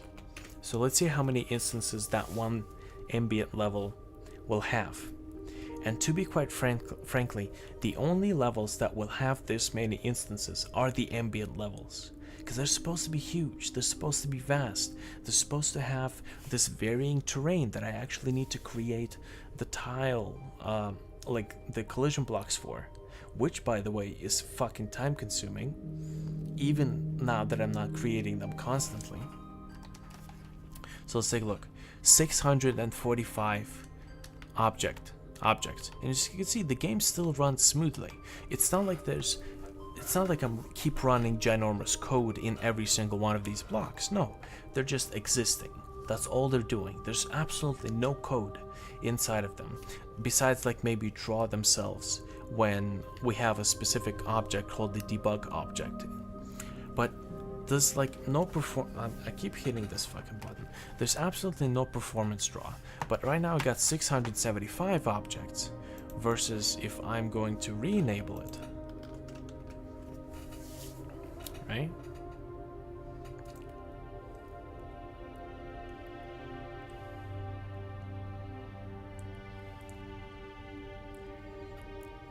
I'm going to kind of answer your other questions in a second. I just want to get to the end of this point. So I had 600 something instances, and that's total instances, including lighting, right? And now I have 136 instances. That's 6 times less instances, right? Same performance. Once again, I'm only activating the stuff that's within the view. That's all the relevant stuff. And the only place I would use this method is in the ambient levels, right? But it's still very time consuming to place collision blocks. Like, look at this stuff. Technically that entire wall up there, that entire area, which by the way, I still need to go through these levels and make sure that this kind of stuff doesn't exist. Even if it's a small level and you can't see the effect, like that's it. One stretched block is all I need.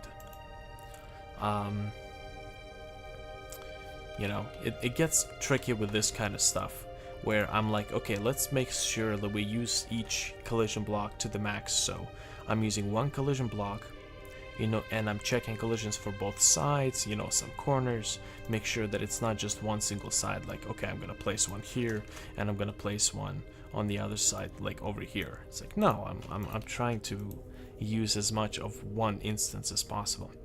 But it's doing levels like these when I really realize that a tile-based collision system would work much faster, much faster.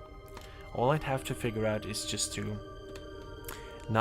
check against more than one tile type.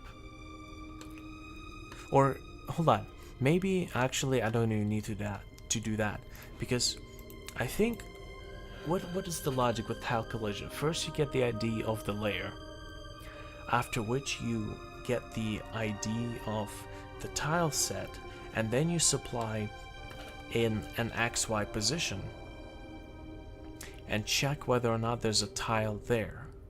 And there's literally a function that checks a pixel for a presence of a tile, so you don't have to do like tile coordinates. Holy shit, I think I just figured out my tile collision system. This is awesome. This could actually work, and it would not require more than just a copy paste, which means that I would actually get rid of at least, let's see, at least all of these instances, because there would be always only one layer that is actually responsible for containing tiles that have to be collided against. Shit, I think I just figured it out. This is really cool. I think that's exactly what I'm going to be doing tomorrow.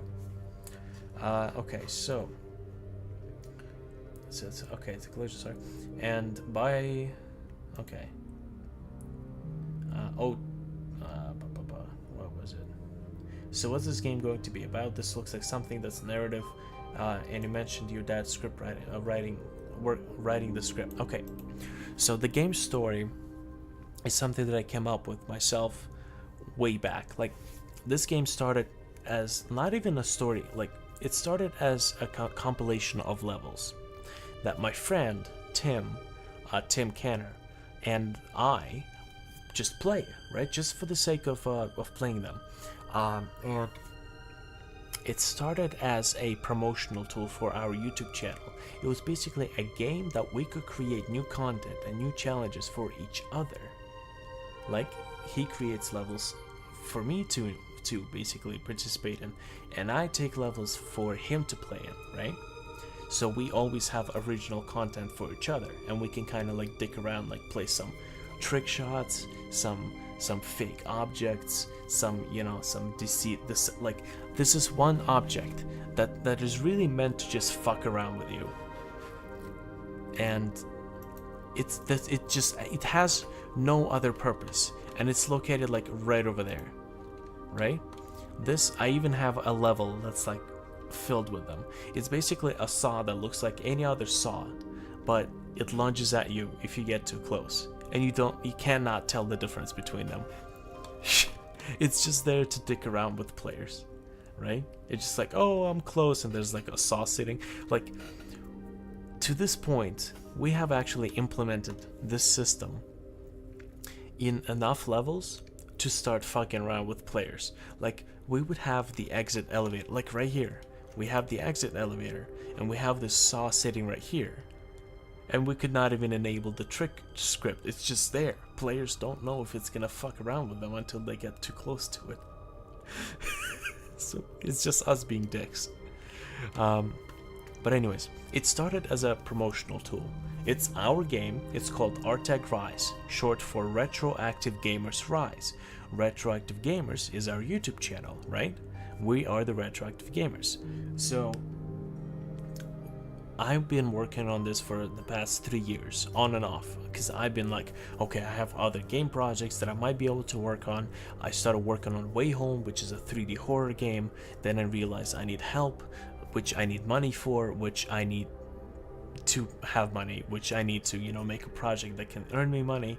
So, I just landed back on this project and I think this has enough potential to work. And I came up with a basic story. It was just basically Tim and I playing our own, voice acting our own characters, playing as our own characters in this world. Later on, the project got, we actually saw some really interesting potential in this project for an actual commercial entity. So, I have consulted my dad about the main storyline, and he completely contrasted all the right parts that needed to be changed, that needed to be elaborated on, and they needed to be added, like antagonist, protagonist, dilemmas, goals, characters, history, all that kind of stuff. Like, he's been doing it for the past 40 years, so this game has now turned with a bigger script, a bigger storyline, multi-quest storyline, like side quests, main quests, a choice system, which is all narration driven, right? So now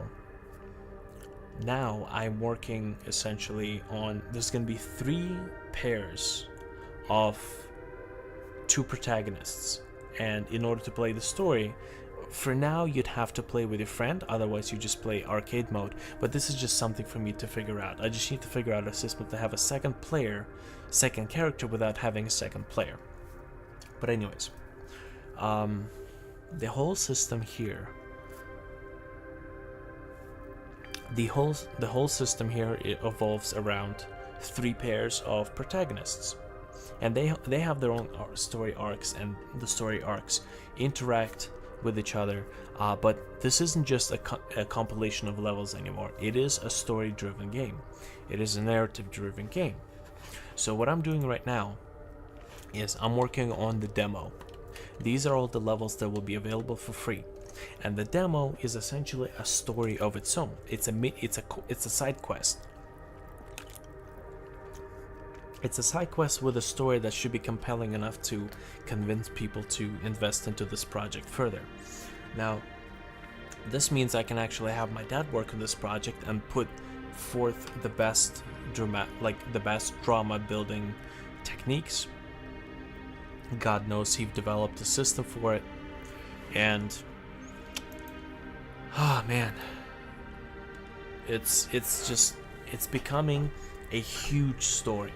And I want it to be a huge story because it's kind of like Fallout, where you have the main story, main quest, but you can add like as many side quest DLCs as you can, right?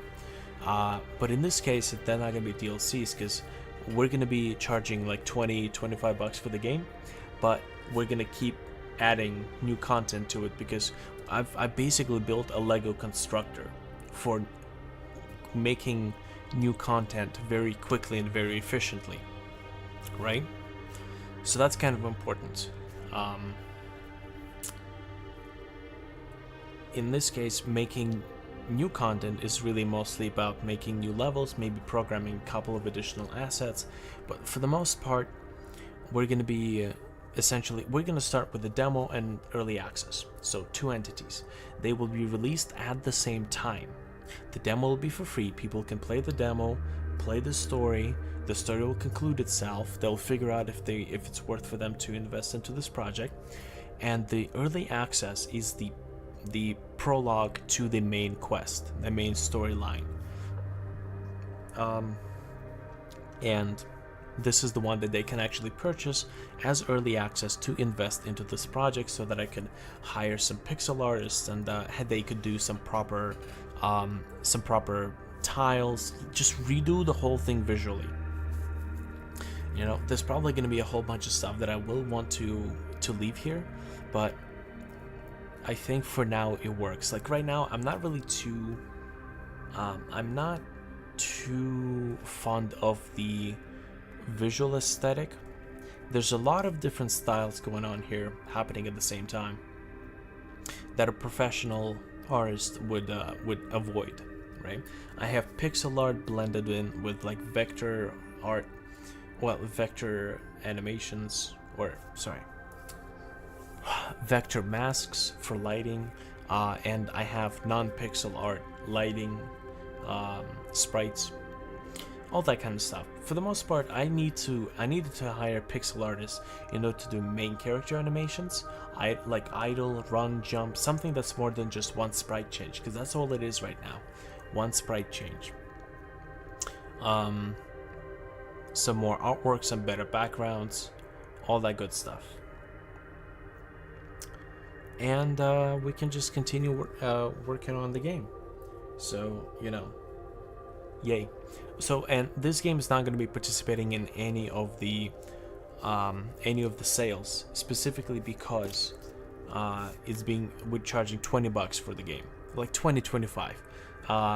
It's probably going to be 20 because, you know, Super Meat Boy first came out, it was a $20 game, and they support the shit out of that game. However, there's not a huge amount of story to the game, and there's not a huge amount of voice acting, you know, taking place. It's all just visual animations, which is, you know, it's a stylistical choice, and it's a performance choice, and it's a workload choice. There's no mixing that needs to be done on the vocals. It's very, very simple. So that is my plan right now. My plan right now is to have the demo and early access done, hopefully before or at the point when Christmas comes around. Doesn't mean that I'm gonna release the game at Christmas, because somebody said that that is actually a pretty bad time for indie games, because all the AAA games and all the sales are coming out. So that's not good. But, you know, never know. Maybe I'll be able to grow a following for this project until then, or before then. Speaking of which, I need to put this project on Game Jolt and start growing a following. So anyways, that is my plan. Let me go through the comments, see what else was there. Oh, and this is a 4-player co-op game, by the way. You can play with up to 4 players on the same machine. And if this project does well, we're gonna put in online co-op as well.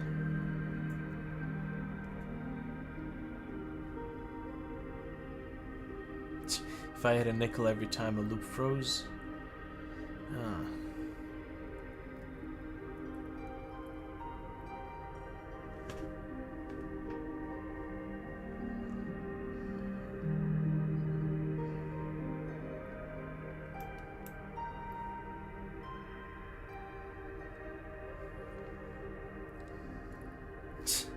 Mario Maker before Mario Maker, sort of. I mean, Super Meat Boy had a level constructor, and it has Super Meat Boy World, which is where people could upload their levels, and it was basically a built-in ecosystem. However, in my case, it's a linear system. It's a linear project. Plus, once again, making a level building mechanic is going to also take away time that I could have put in the continuation of the story, because that's one thing that I have not explained. The way the story is going to be released, we're releasing demo and prologue at the same time. The prologue gives us early access funds, so we can start working on the rest of the project. I can hopefully quit my job and work on this project full-time like I did for the past week and a half. It was glorious, right? Oh man, I freaking loved it. I hate my job. I fucking hate it. I'm not to say it's a horrible job, right? The people I work with are very nice, It's the labor that I have to do for minimum wage. It sucks. If it paid like maybe 15 bucks, sure. Which I think is actually coming to Canada as of like New Year. Man, inflation's gonna suck. It's gonna suck major tits. But anyways, fuck, what was I talking about? Oh yeah, the way the story is gonna be released. Prologue early access. Early access gives us cash so I can work on this project. We're gonna be releasing the main story in seasons. So these seasons will come as updates, not as DLCs that you have to buy like with the Walking Dead game or any of the Telltale games really. So the way the seasons are going to be released is there's a global goal, and there's basically segmented tasks and segmented storylines, and basically there's 5 zones. There's a Compound B, there's the jungle, there's the Mayan ruins, there is the underground, and there's the Compound A. And the whole game is about traveling from one compound to another. But there's characters that you meet, there's story arcs that you cross with other protagonists, there's side quests, there's all that good stuff. Secrets, side missions, all that stuff. And we're going to be releasing one season at a time as updates. Since we're doing this as updates, this is also why we're not going to be participating in any of the sales. No like Christmas, no summer sale, none of that stuff, because we're still working on the game. Content is still coming, new content, new stories, continuation of the new quests. We're working on things like arcade modes, like arcade, like survive the waves, for example, and it's literally you just jumping around from a bunch of timed mines, right? Stuff like that, mini games that you can enjoy.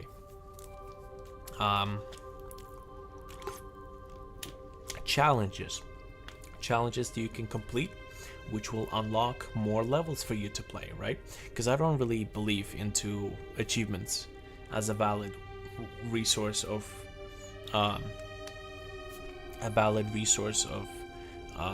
rewarding the player, because can't do shit with achievements.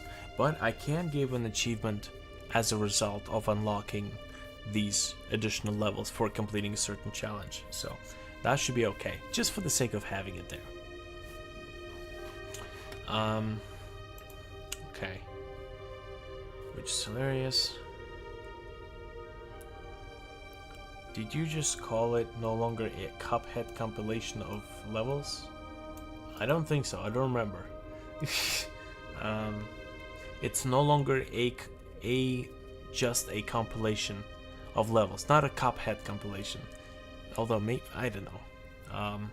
Huge stories are great, yes, and these are stories that are not shying away. Like, this is not a Super Meat Boy story, because the Super Meat Boy story is like a basic love story. Alright? Boy likes girl, bad guy kidnaps girl, boy has to rescue girl. It's, even the second Super Meat Boy game is even less of a Super Meat Boy than the old Super Meat Boy, right? The controls are even more restricted, which will provide the challenge, but it doesn't feel like Super Meat Boy anymore, at least from what I've seen.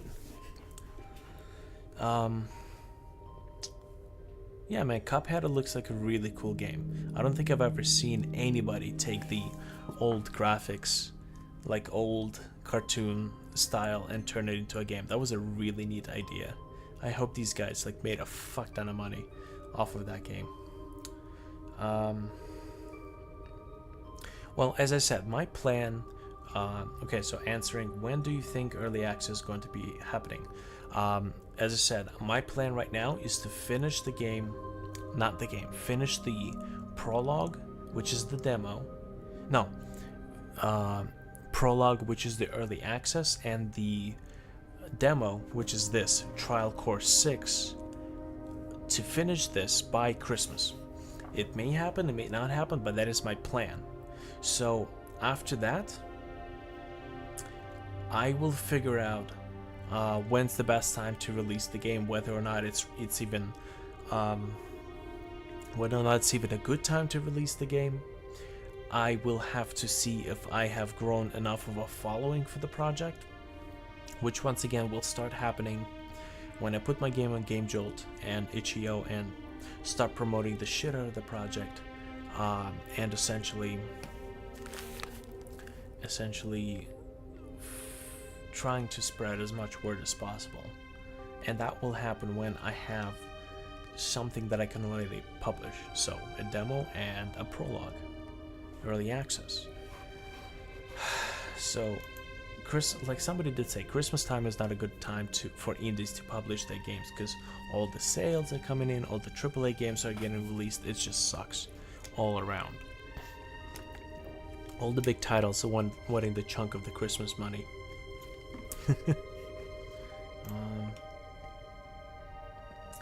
Huge stories are great. Oh yeah, so as I said, this game doesn't shy away from serious subjects. Like the story of this. Did I tell you the story of the demo?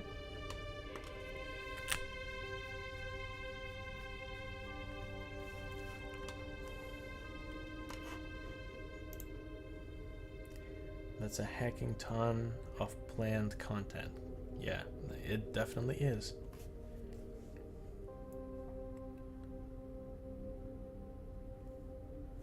I have one new notification. What the fuck do you want, Facebook?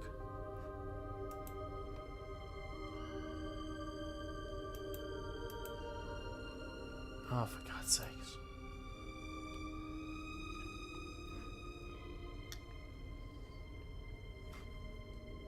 Oh, it's someone's wedding. Okay. Alright. Well, happy times.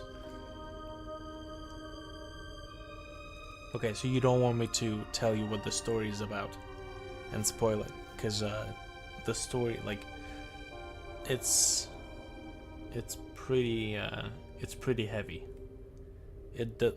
My dad and I do not shy away from heavy stuff. It's not like a kiddie game for sure. It has comedy in it. It's technically a comedy based story, but it does not shy away from addressing some of the more serious stuff, like family, humanity, values, stuff like that. So if you want, I can explain it now, or what? Well, it'll basically kind of, there's spoilers. There's definitely spoilers. Or you can play the demo yourself and just kind of find out for yourself.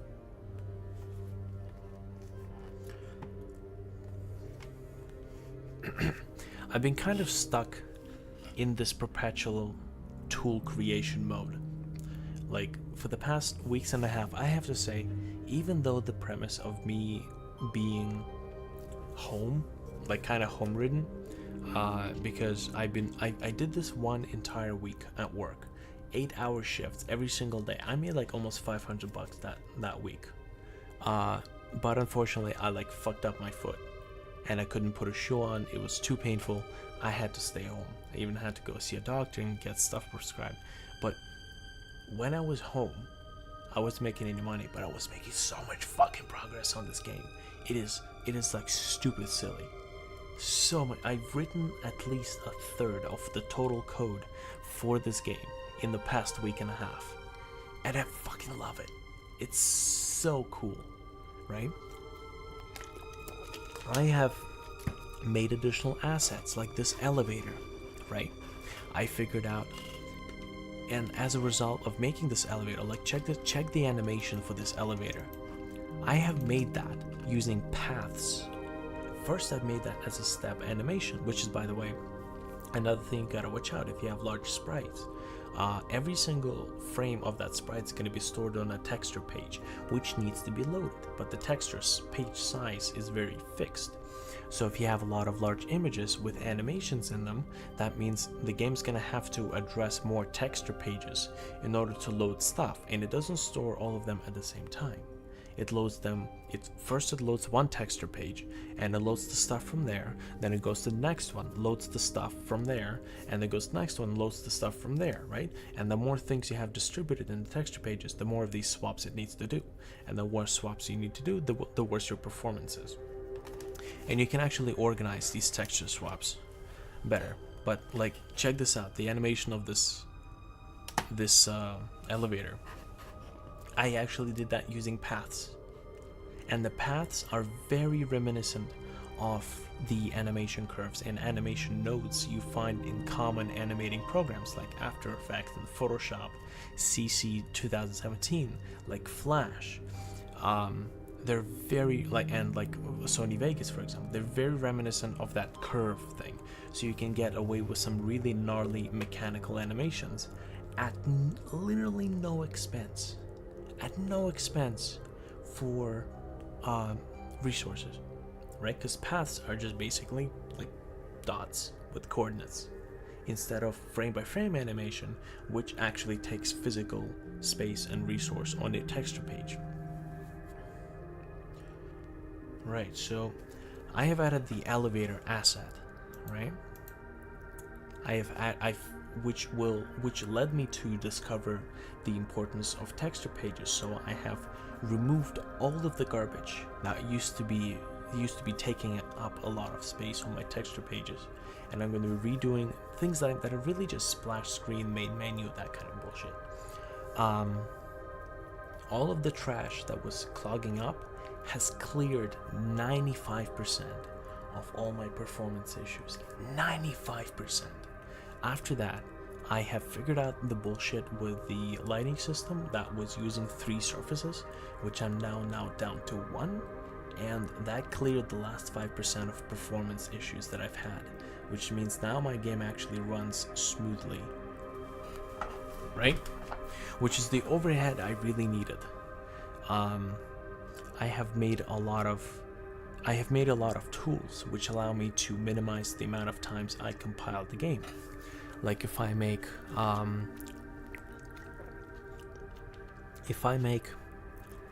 visual adjustments, like for example, I don't like the way the background looks, so I changed the color of the background, and I changed the fog, and I changed the amount of parallax, movement, speed of each layer.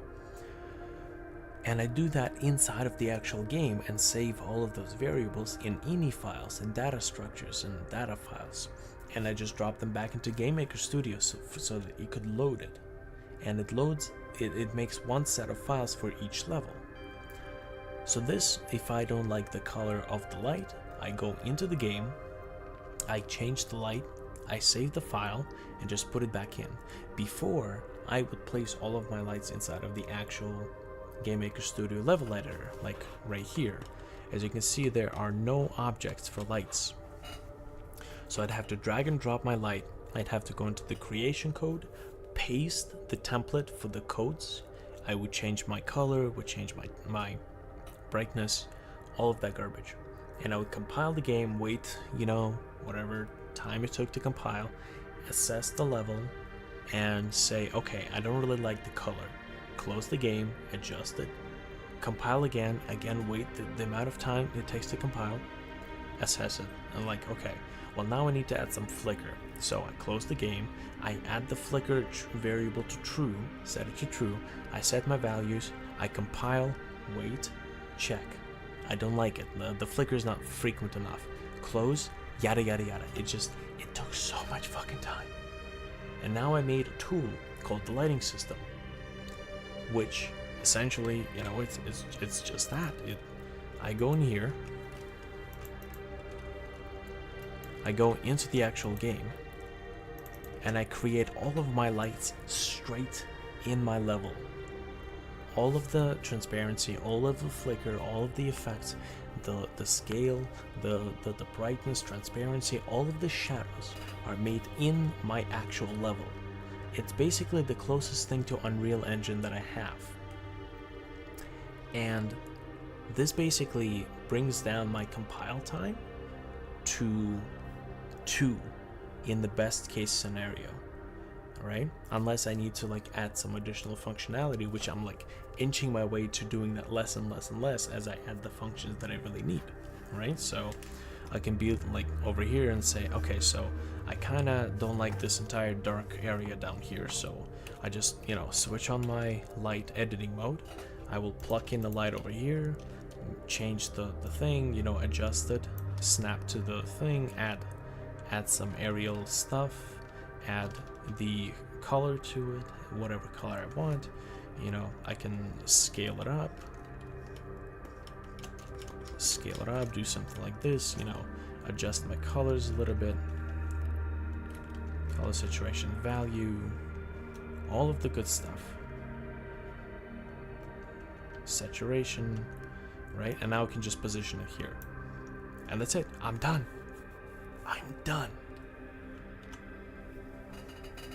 Oh my god, Janko, what are you doing? Also, thanks for dropping by. And that's it, man. Like, same thing, you know, same thing why I wanted to implement this particle system that interacts with the world. It looks way better than, you know, the other stuff. So now I'm basically down to only compiling my game once to enter a blank level, and I set up everything, my lights, my shadows, my light masks. Janko helped me with figuring out the vertex buffers, which basically like is the most efficient way I can do lights at a quick pace. Now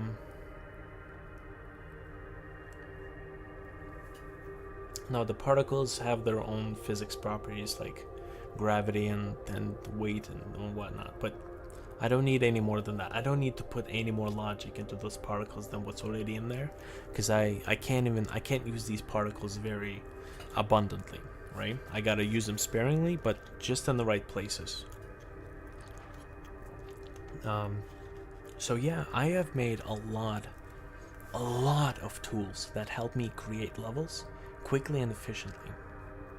Yeah, they do collisions, because I find the regular particles are good for just ambient stuff, but they don't interact with the world, and it doesn't bode too much beneficial. It is not too beneficial to the whole immersive universe. So I've got things. Yes, I've made Janko a moderator because he's the only other person who has some, you know, dignity. Somebody's got to keep what's his face?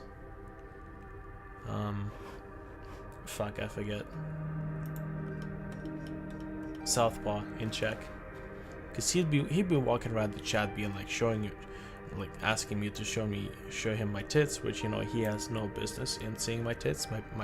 My tits belong only to me, and yeah, it was just anyways, Southpaw, I had a few things that I wanted to run by you, if you don't mind. Okay, so you know how you said that to avoid any further texture swap issues or preloading sprites, then I should put a thing in the beginning of the room that says preload sprite or sprite prefetch, right? Yeah, that was the topic on something else. That was the status that was asking. But anyways, if I place sprite prefetch into the create event of all my objects, like all my saws, all my lasers, all my whatnot, that would technically do the trick, right? Because, I mean, as soon as the room is created, all my objects are created, and all the objects will run the sprite prefetch thing, and then in the end of the room, all I have to do is just do the sprite flush, or whatever the fuck the function is. I mean, technically it would do it, because I was thinking about creating this whole system that would scan the entire room for all the objects it contained, and then take all the sprites that it contained, and, you know, do this one thing in there. But technically I can place it into the creation code, right?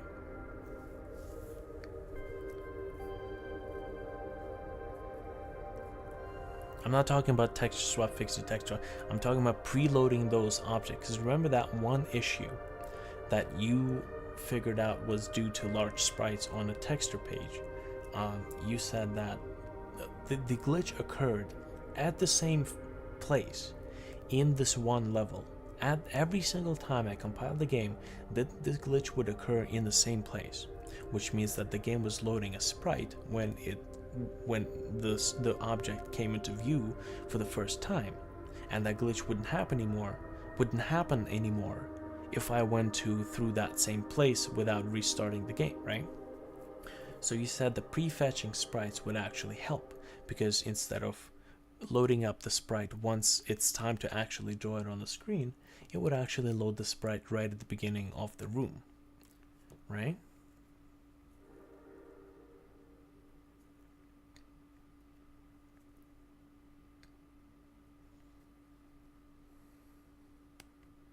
Does it load the entire texture, or does it load the...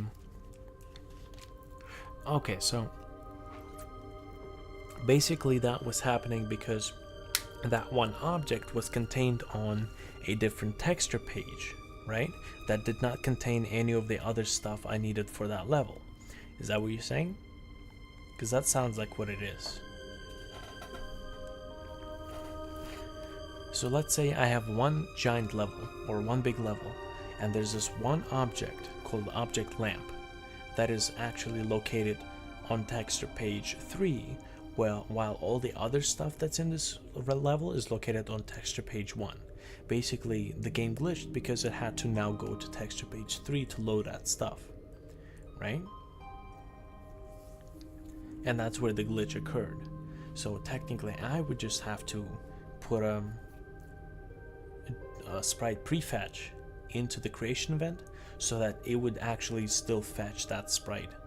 It would load the texture page that contains that sprite right at the beginning of the level instead of when it basically gets to that object.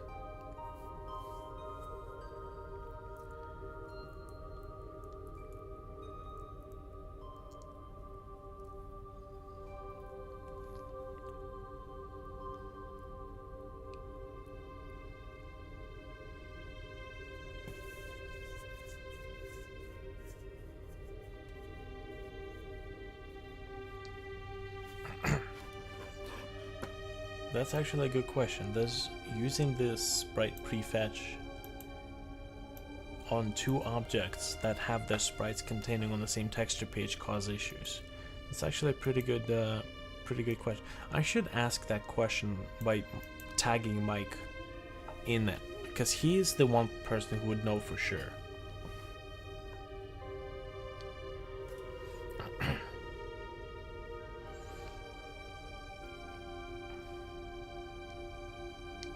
Okay, well, here's the thing. I actually, speaking of which, I'm down to just one surface for lighting. I think it's just as flexible as my first system, but I was using GM Wolf's tutorial on layered maps, because he actually uses one surface, black and white, no transparency, and he uses specific blending mode for using white to show what's behind and black to not do so.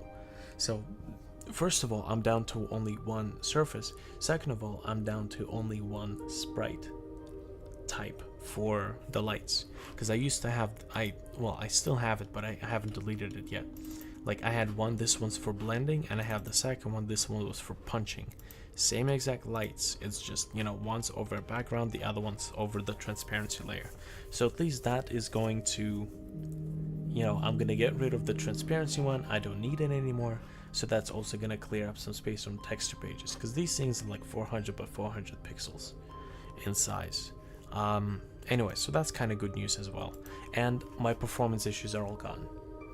Now that I'm only using one single surface, it is a large surface, but it works, right?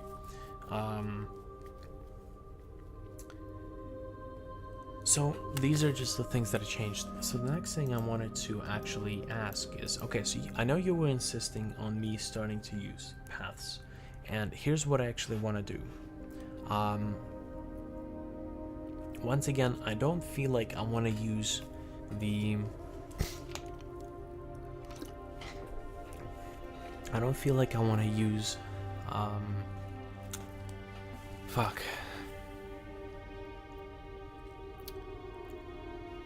I don't want to create a whole bunch of graphical assets to essentially create decorative wires. So decorative wires are essentially little like wires that are hanging off the sides that are really just there. They're basically this, like you have a wall here, you have a wall here, you have a black wire that's kind of hanging like this, you have another black wire that's hanging like that, you have a black wire that's kind of like this, you know. These are decorative things. So here's my question. Can you use paths to basically draw out this? Like, can I have like a path point right here, one over here, and one over here, right? And if I could use like the Bezier curves that you can use in the path editor to make these things happen. But what I want to see is whether or not I can actually draw all of these paths inside of the game, which I know you can. There are functions for creating paths in the game. What I'm wondering is whether or not I can use these to actually draw a black wire or a gray wire. It doesn't have to be like a tough thing. Path draw. I could use a draw line thickness. Let me check. But at least you know what I'm talking about. This is just for decorative stuff. It's not even interactable. It's just that I think that making a whole bunch of sprites will once again take up a whole bunch of texture pages. And I know that in Half-Life, like I recently played Half-Life, which is why like a lot of my visual stuff is kind of very dark and gloomy. But anyways, the what was I saying? The wires in Half-Life are generated. They're just black wires, but they have some sort of like physics attached to them. Anyways, path. Okay.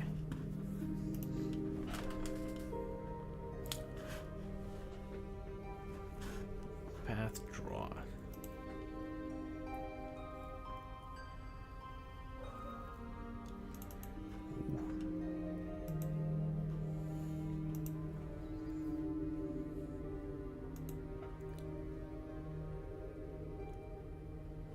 I'm not sure if path draw would even be like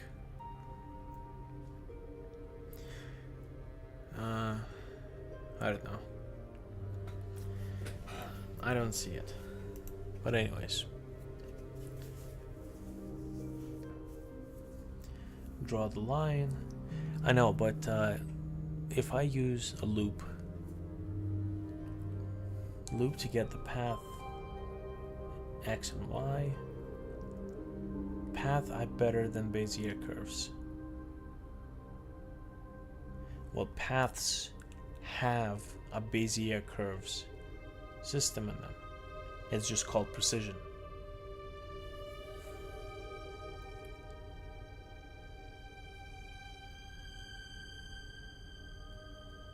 Oh, okay, so I know what you're saying. So just basically use, you know, like a couple of hundred straight lines, but with enough rate and consistency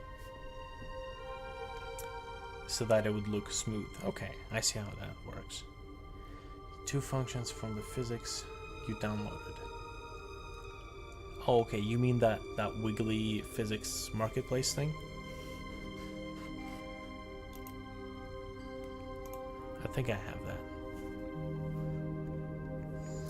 It's man, I've tried so many lighting engines before just saying fuck it and drawing my own. Okay, but you said it was rope physics. Yeah, like a few straight lines out, like if I have even like curved, because the thing that I downloaded. Wait, are you talking about your project that you posted, or are you talking about the rope physics? This one, is that the one you're talking about? And not all of them need to be physics activated. Half of them just need to be in the background for the sake of being there, for aesthetics. Because I can totally see myself making like 30 large sprites that contain nothing else but this fucking line, right? But I've already learned my lesson about that. It sucks. So, now, I'm looking to see if that's the kind of thing I can achieve using using paths.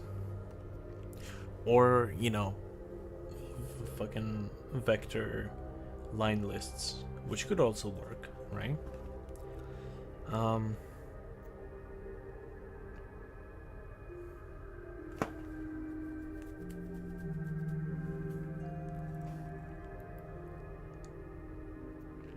The only reason I was mentioning Bezier curves is because Bezier curves, it's much easier to use Bezier curves to make naturally looking curving lines, you know. But anyways,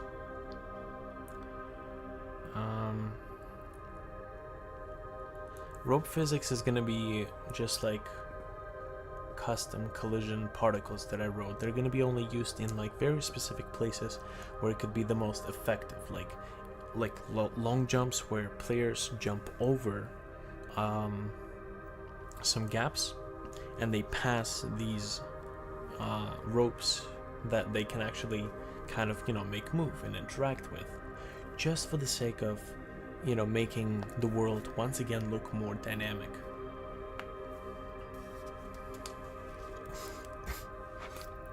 New path for each curve. I mean, sure, not a huge problem. It could be a problem, but, you know, not a huge one.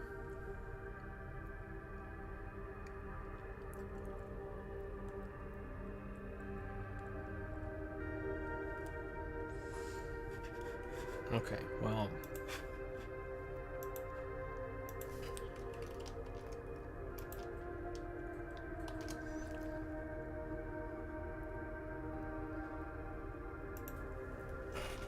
yeah, well, that's pretty much all that I wanted to run by you, because the surfaces thing I already figured out.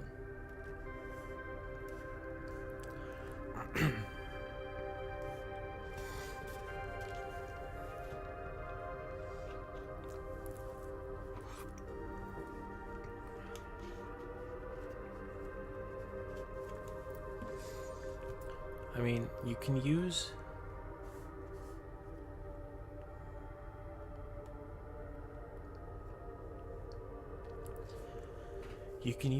line lists to make one single buffer file, that contains all of my wires, the decorative wires. So that wouldn't be too hard to figure out. But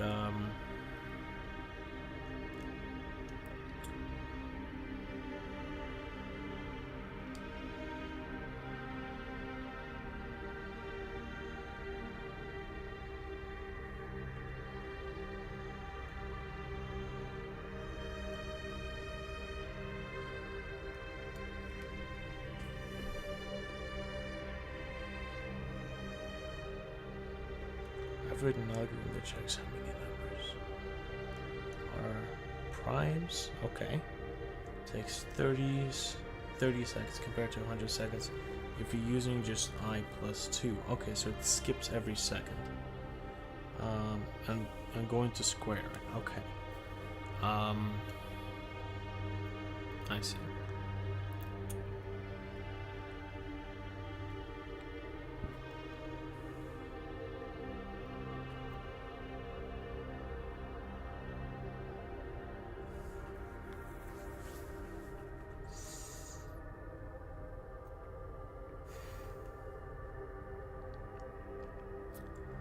So no other solutions, really.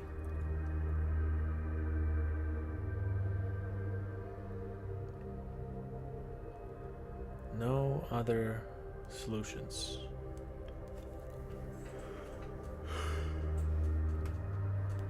Ah, fuck, man. I'm just looking at solutions at putting in. I have. Man, fuck.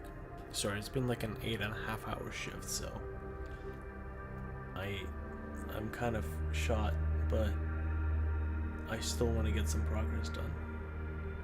No other solutions for drawing wires, right? If worst comes to worst, I don't know. I'll make some small sprites and I'll stretch them out before it starts looking shitty. If worst comes to worst.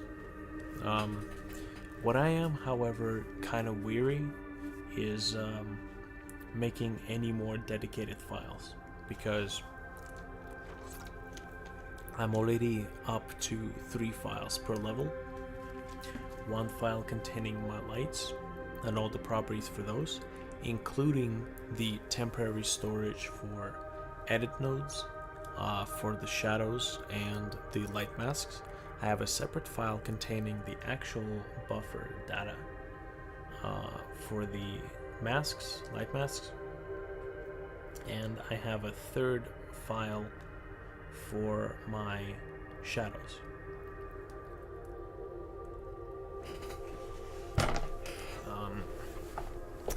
And to be honest, I mean, I think I can actually use rope physics with this. Realistically, all I have to do is once again implement a system that disables the rope physics objects that are off screen and like far off screen. And it's not like I'm going to be using huge objects either way. So that could work. I mean, realistically, at any point there's not going to be more than like 2 or 3 of these rope physics objects on the screen at once, right? So once again, it's just a matter of managing the resources that I have.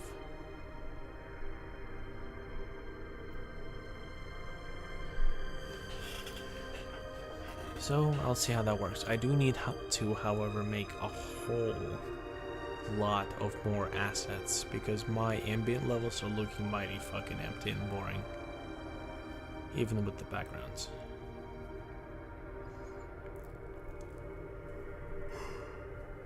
Anyways, well, it's 1 in the morning. I think I'll call it. I have a day off tomorrow. Today. Well, fuck it. It's not tomorrow until I go to sleep and wake up.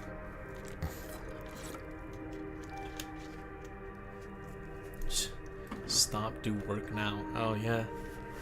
You've been up all night.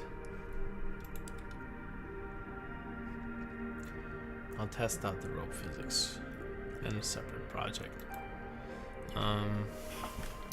I have made a view changing system though, and thank fucking God that after I have changed the whole lighting system to just one surface, thank fucking God that all of my levels are actually still functioning, as in the lighting is not broken in any of the levels. I think I still have to go through them one by one. Have a good 7.5 hours sleep. Oh man. What are you studying in university?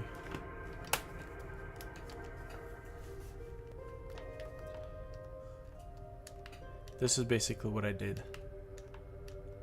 I've got an object that is going to change the view size so that when I get to these vast backgrounds, I can actually see them now. The only thing that I really have to complain, to be honest, is the fact that I can't seem to floor the values for the view scale and X and Y position in order to get the black outline around my tiles to disappear, because that is caused due to improper scaling. Like if you scaled your thing to twice the size, it's very easy. It's just for every 1 pixel you draw 2 pixels. But unfortunately, when you scale it in like any other configuration, you can see that there's like black outlines around my tiles. It's very barely visible. To be honest, it's not even that prominent. So yeah. Anyways, thanks for dropping by. I'll be probably asleep when you come back, because it's like 1 in the morning. So I'm gonna get back. I'm gonna go get some sleep, and we'll pick this up later on. I think I've done enough work for today.